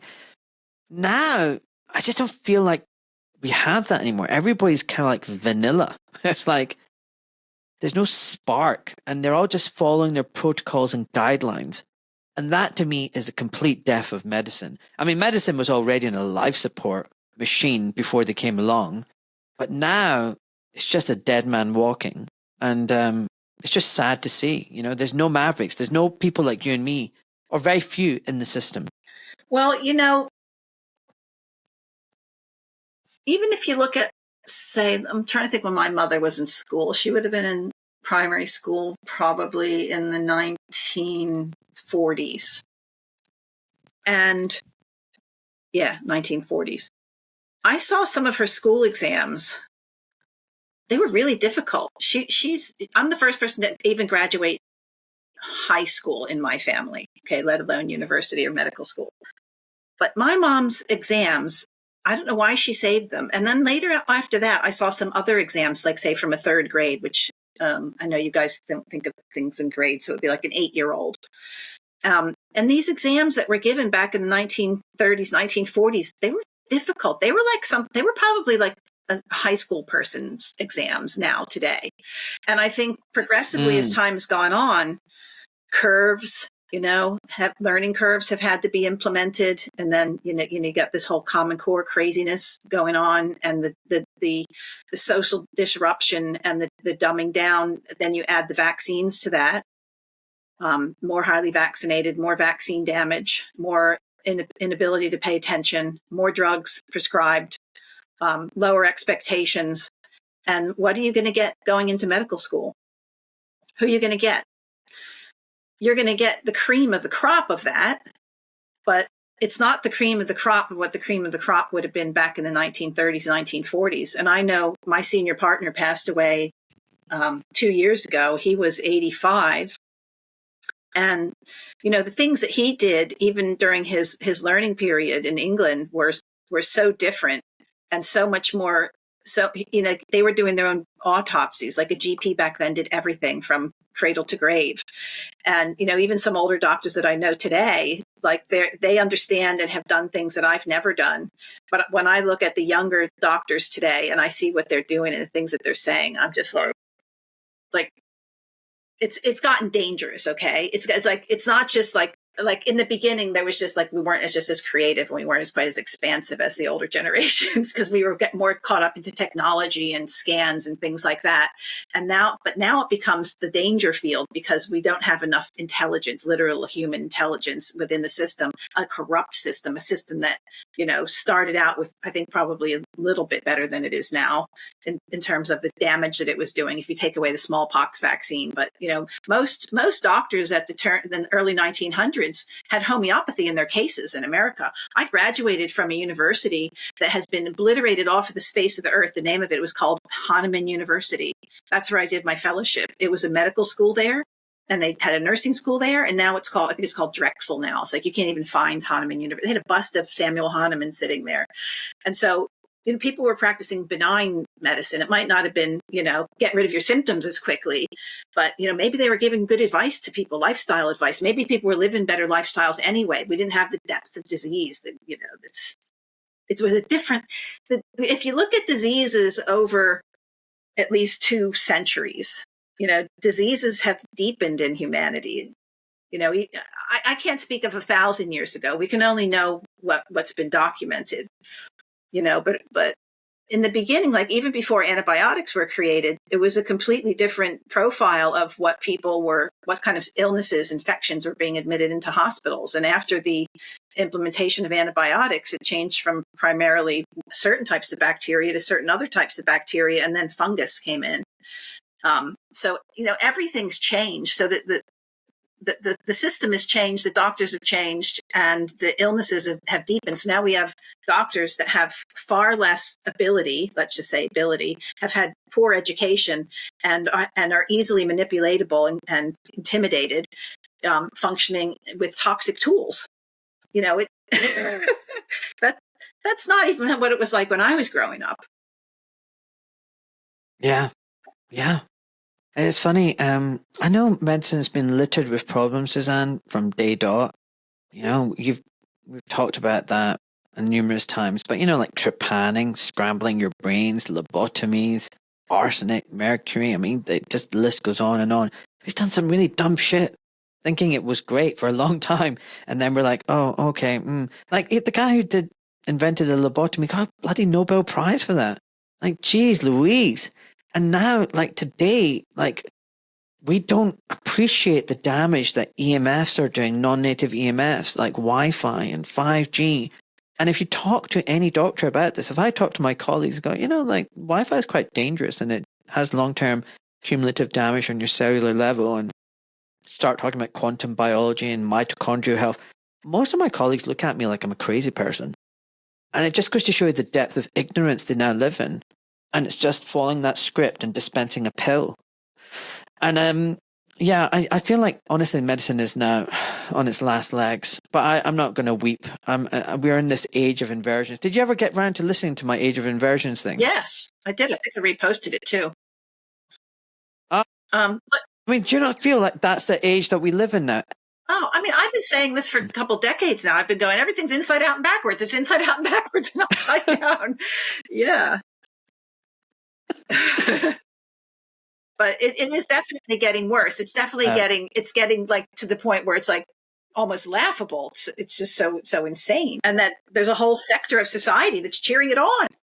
By the way, I just want to tell people, if they haven't, they need to listen to your peanut gallery video. Can you just tell people about that? Because I appreciate you. You did a lot of work with that. Yeah, well, that's how I know how much work you do. But because I mean that one video there took me almost 2 months. But before that, I released 3 other videos called the Flying Monkey series. Because I was really pissed off when I left the Rogan studio and got the shaft from all different places. Yeah, so let's talk about that. Why? Because you get trolled quite a lot, Suzanne. What the heck is that all about? Who are these people? In the UK, we've got something called the 77th Brigade, which is actually a unit of the British Army. You got people working for the British Army who are targeting dissidents like you and me on social media, and it's the information warfare regiment. It's unbelievable that your own government would be doing this to its own citizens, but that's who's targeting here in the UK. Who is trolling you? What the hell is going on here? Oh, I mean, there's not just one type of troll. There's a whole vast array, rainbow troll ism going on out there, and there has been since the beginning. Like when I first started speaking publicly, I had a few things happen because we had Facebook, and so a lot of stuff happened on Facebook. Most of what happened on Facebook, because you could still talk about these things on Facebook then. And so, the odd troll would pop up, just you're a quack. And if you look at the Encyclopedia of American Loons, I'm number like 400 and something, and I'm considered a dangerous Sith Lord. And then we had Quack Watch and, all that kind of public stuff when I basically came out of the vaccine closet. Yeah, so we had the regular old trolls that you expect. There was this one that was like next level, like scary spook government kind of troll guy. He actually ended up having a heart attack and dying. And I remember one day I was having an argument with him, and I got an arrhythmia while I was having an argument with him. And after that, he had his second heart attack. And it was like, it's so toxic dealing with these trolls, especially in the beginning, because I didn't have the confidence that I have then. So it disturbed me more than it does today. But I had a few, like my dog was outside and he came back like something had been sprayed in his face. And I lived in the middle of nowhere. So it wasn't like you could say he wandered into the city and something sprayed him. And I was like, okay, so that was a one-off. Then there was a crossbow arrow outside the front door, sticking up out of the ground. Oh, you can say, well, somebody might have made a mistake and shot it up into the air and just miraculously landed in front of my front door. Okay. The gas on the stove was turned on for a long time, and I never, ever leave the gas on the stove, ever. The brakes on the car were clamped, and I knew there was something wrong right away. Went to the mechanic. The mechanic was like practically in tears and telling me it was a malicious act. And I'm like, oh, probably not. Probably that was there. And he was like, no. Was it? Okay. So these were all reported to the police in Maine. I reported them all because I figured if something did happen, at least maybe there'd be somebody would be investigated or whatever. There would have been a trail. And then I just kind of kept going and started doing my tours around. And, you get the usual hate mail and, people that wish that you would die of polio and things like that. So, and then, there were death threats that came in 2018 that I think was probably more of an inside job, but I'll never know. So that was a whole weird thing that the FBI was involved in, which I don't really want to get into too much. I did a full interview with Mike Adams. It's out there on that. And so you have those trolls, but each layer of them just kind of gives you thicker and thicker skin. And by the end, what it's done for me is it's just made me live differently, and it's like being in a war, except, I never got cut or anything, but psychologically, it was like almost like an artificial intelligence war, like the psychological imprint. There were times where I felt it was driving me mad and it was really upsetting, but I've gone through it and got to the other side of where, existence and where the world is now, and death threats don't actually mean the same to me as they did in 2018. But I did go quiet for a while just because I just needed to regroup after that. And I just had to make some choices about, what I wanted to do. And, if you're on the road constantly learning about vaccines for 10 years and you want to start, seeing people with health problems again, then, you have to stop doing vaccines and be in public and and that's really wanted. I wanted to have a life back. I wanted to do something, really meaningful for people and not make a total waste of my medical degree and education.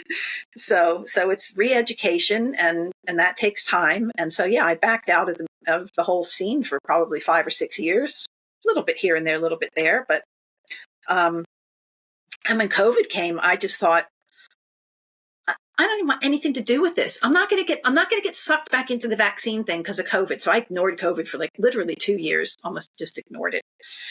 And then a few things just kind of, pulled me in. And then when I got the Joe Rogan invitation, I thought, I'm going to get back to the troll thing. I'm making a full circle here, just in case you wonder. I have a wandering thought process, but I always know where I've started and where I finish.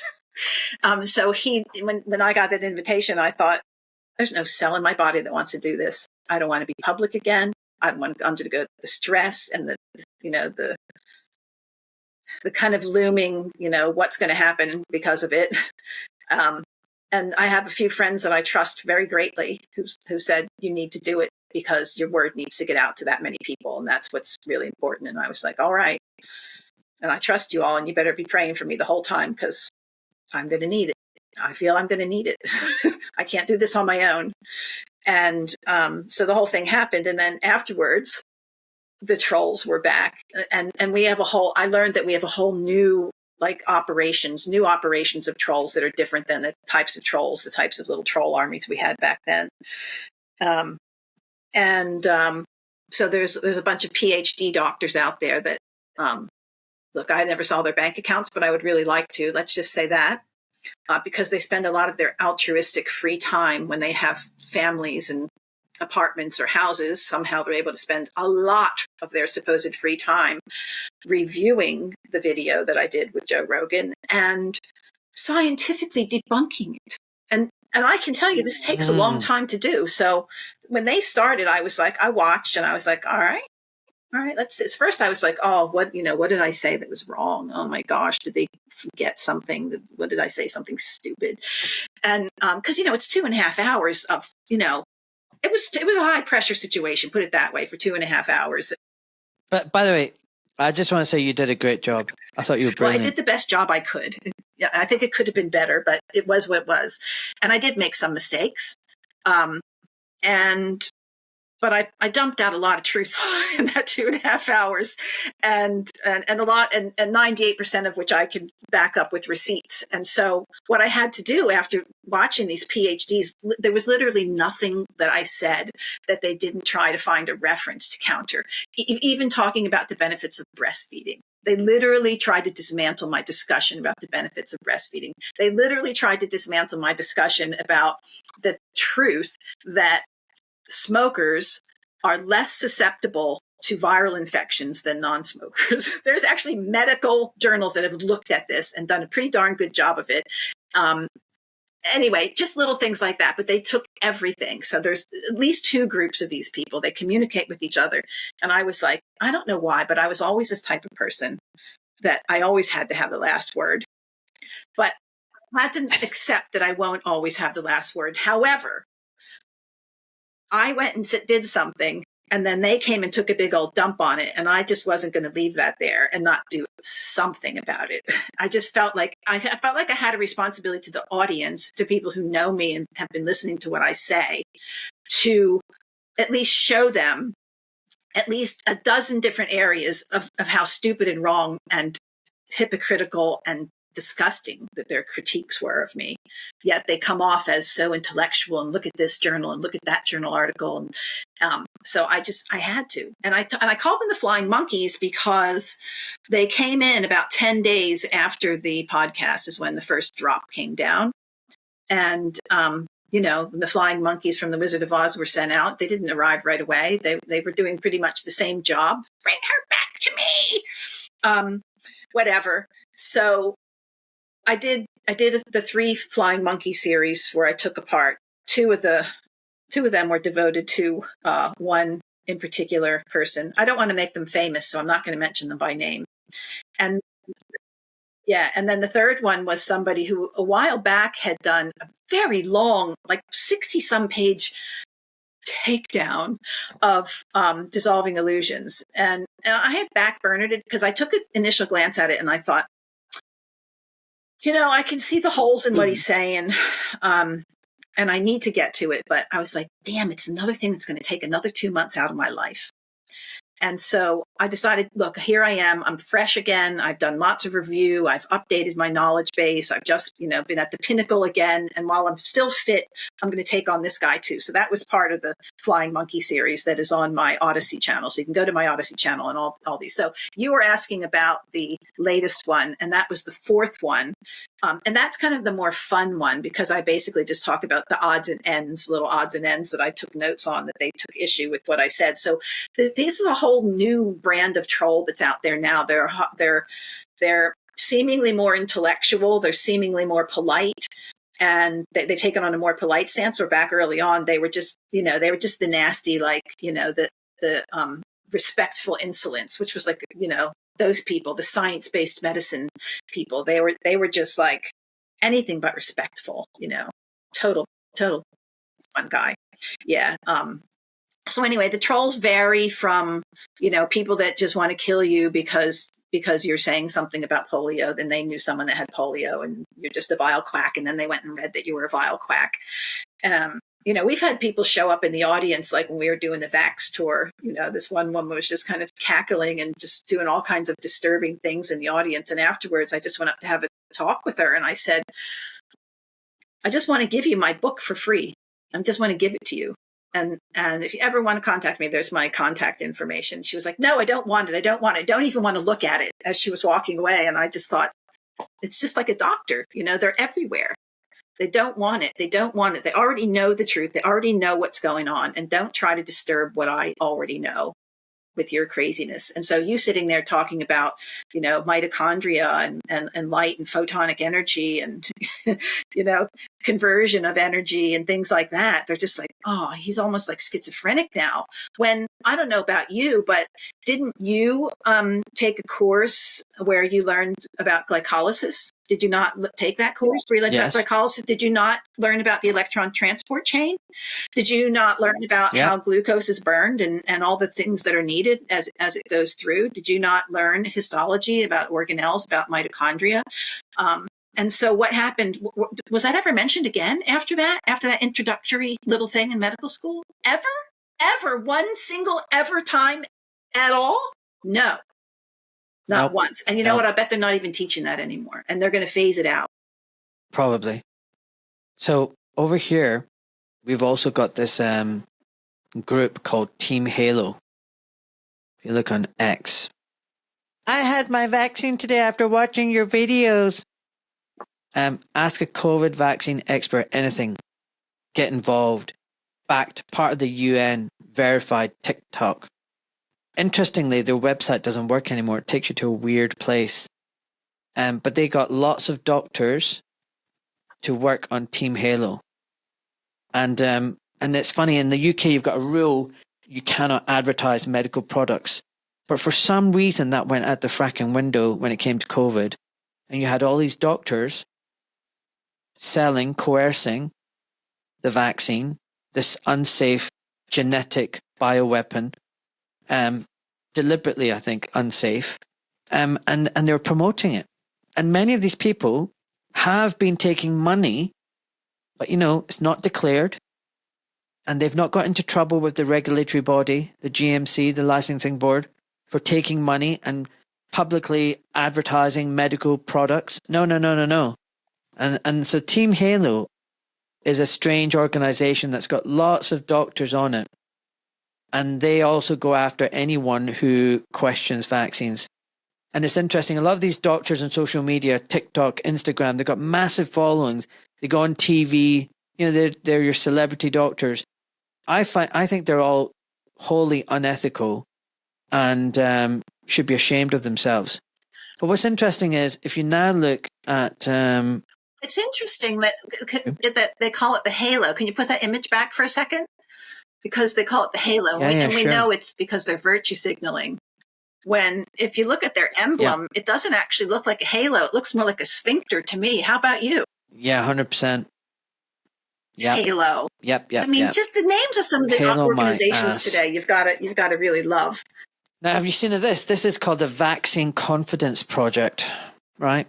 And they've also partnered with people like Halo, although Halo's website doesn't work anymore. So if you look at home, let's see if it works. Our work. We provide decision makers with global vaccine confidence. So already it's just framed, right? Yeah, there are so many organizations out there there are so many pharmaceutical sponsored organizations from the political level down to the medical level down to the, getting people to get their chicken sandwiches level, for taking their vaccines. It's at all levels to try to discredit any kind of opposition and virtue signal the vaccine. It's absolutely going on through different tiers of society. Yep. Yeah, no doubt.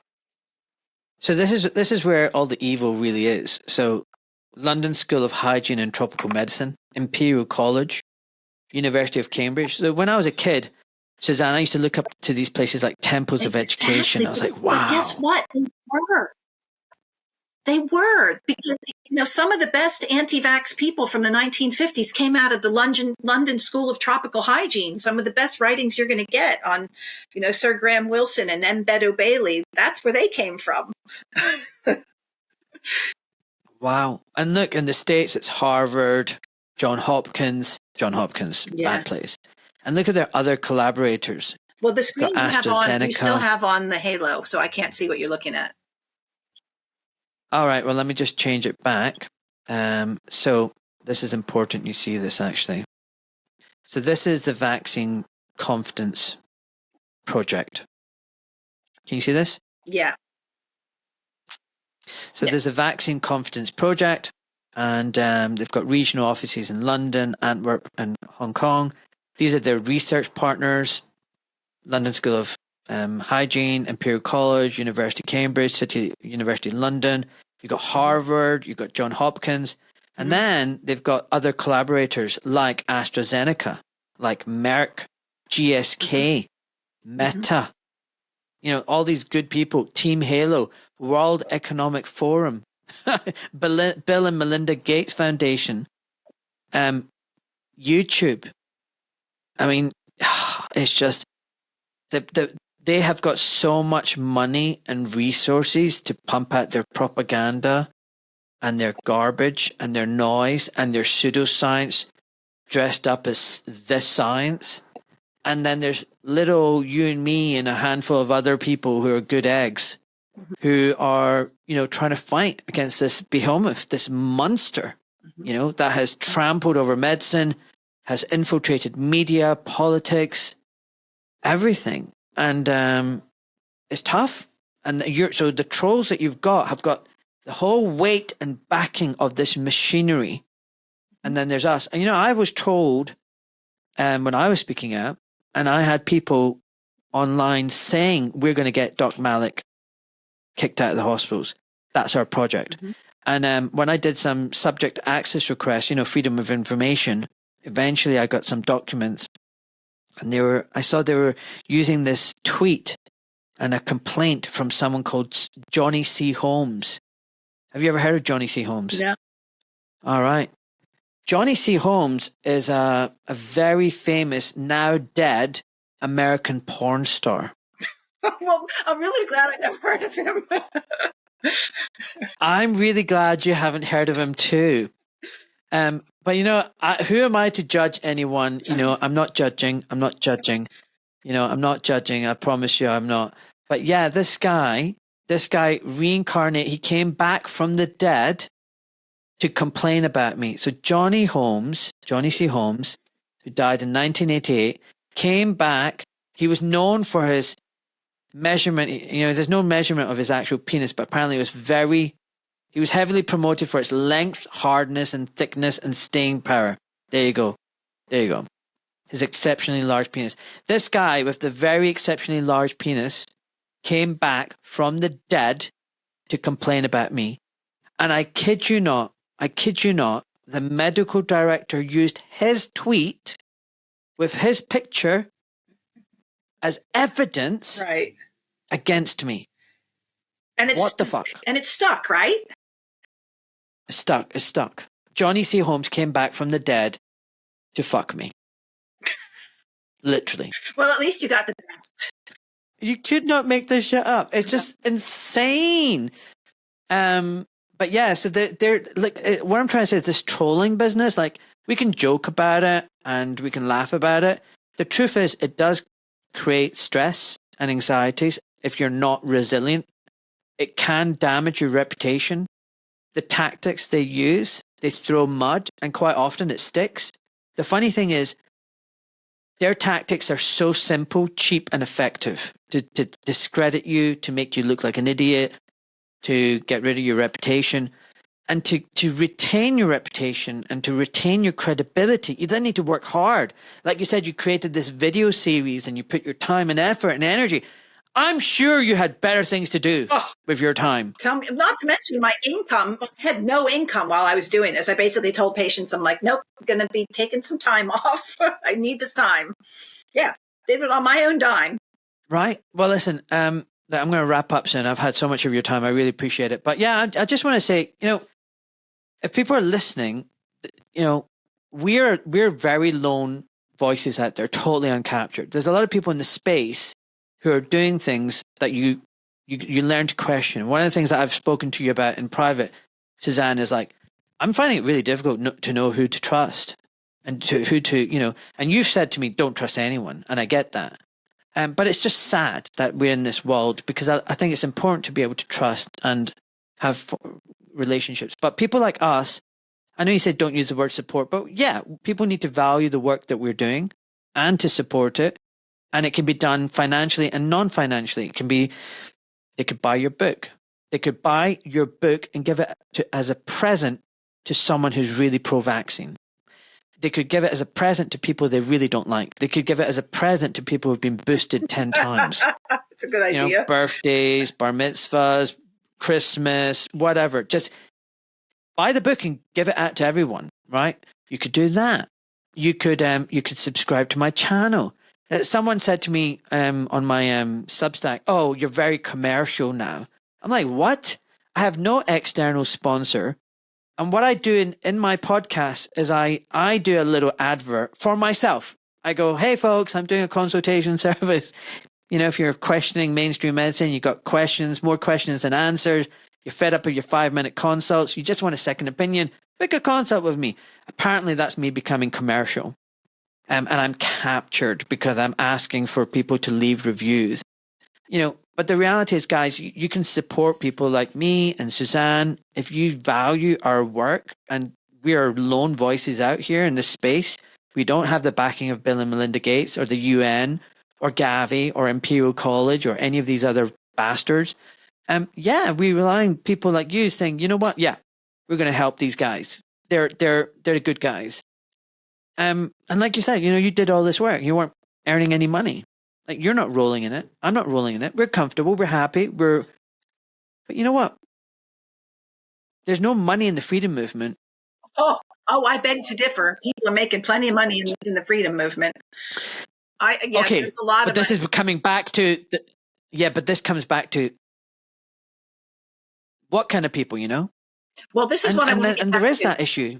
Because you just talked about trust, and you said you don't, and we talked about who can you trust, and I said trust no one but your wife, and I do mean that, but that doesn't mean that you absolutely don't trust everyone. It means that you use your instinct and you do the math.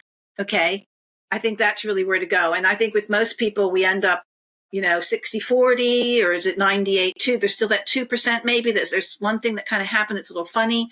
Like people with integrity will say, don't just listen to me.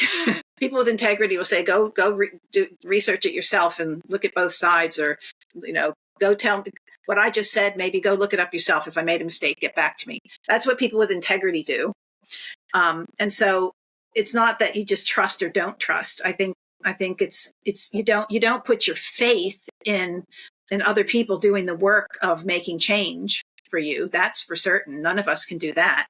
But we can have certain people that we respect, and you might not like someone's personality, but you might really like, the science that they're presenting to you. I certainly know people like that. And then there might be people with really good personalities that say utter rubbish, but you kind of put up with them from time to time. So, we're all kind of mosaics in a certain way.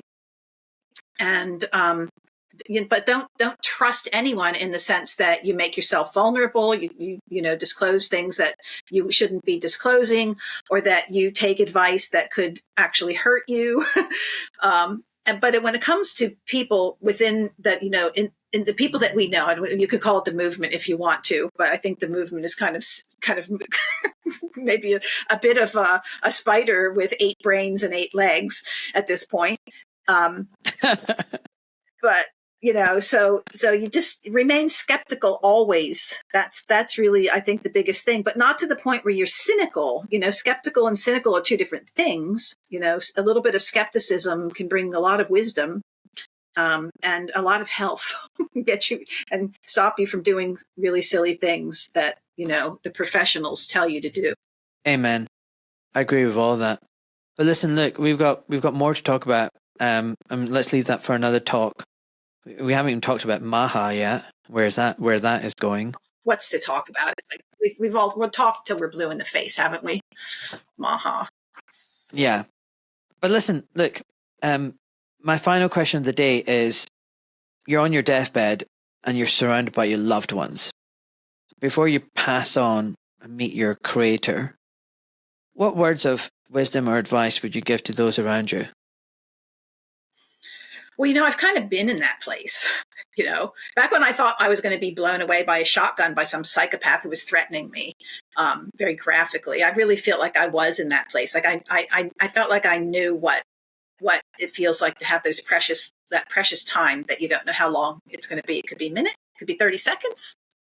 Could be a year, 4 years. None of us really knows. We should all feel like that all the time. That's what I came out of it with. We should always feel like we're on our deathbed, in the sense that we shouldn't be waiting for something to happen to do the right thing, to do a good thing. We shouldn't be afraid. What if? And I think if anything, it just made me, less afraid.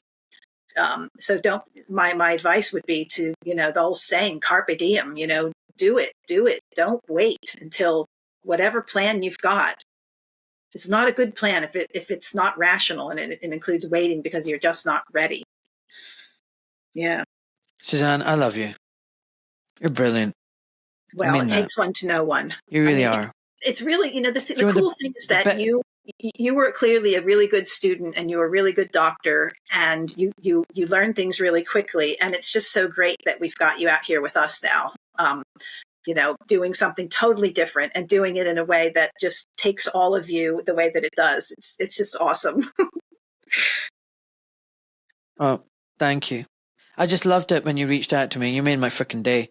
I was like checking my DMs, because I check everything, because like Instagram and X, because you never know. There might be a good guest in there. And I found so many guests like that. People have just DM'd me randomly, and I'm like, oh, who's this person? Blah, blah, blah.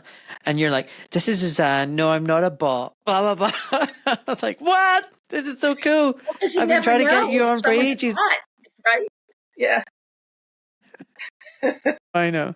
But I'm really glad, not just because you've come on my podcast, because I'm hoping now, we're going to be good friends moving forward. And I mean that. I'd like to keep in touch with you. It's not the case that, I've spoken to you all these times and then I've got you on the show and I'm never going to speak to you again. It's just been so nice getting to know you. Like, you're just like my big sis. I swear to God, that's the way I look at it. So thank you so much for coming into my life. It's brilliant. Brilliant.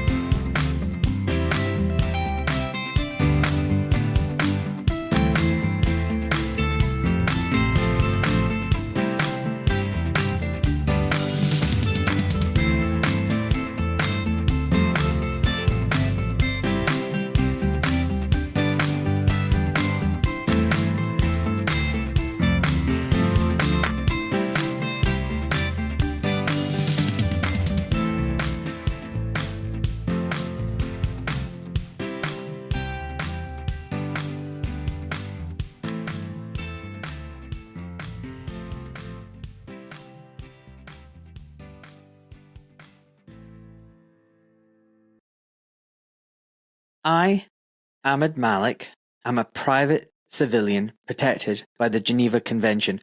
My Substack, social media posts, and podcasts are my personal experiences, observations, and opinions. This information is for educational purposes only. Although I am a doctor, I am not your doctor, and I am not providing medical or legal advice to you or to the wider public. I am not licensed or registered with the GMC or any other licensing board. The responsibility for the interpretation, due diligence, and use of the information from my Substack and my podcast lies with you, the viewer and/or listener. Please do your research and use your discernment. It is not my intention to harass, intimidate, offend, defame, conspire, blackmail, coerce, or cause anxiety, alarm, or distress to any man or woman, and the information presented here is done so with peaceful and honourable intentions. Enjoy, folks.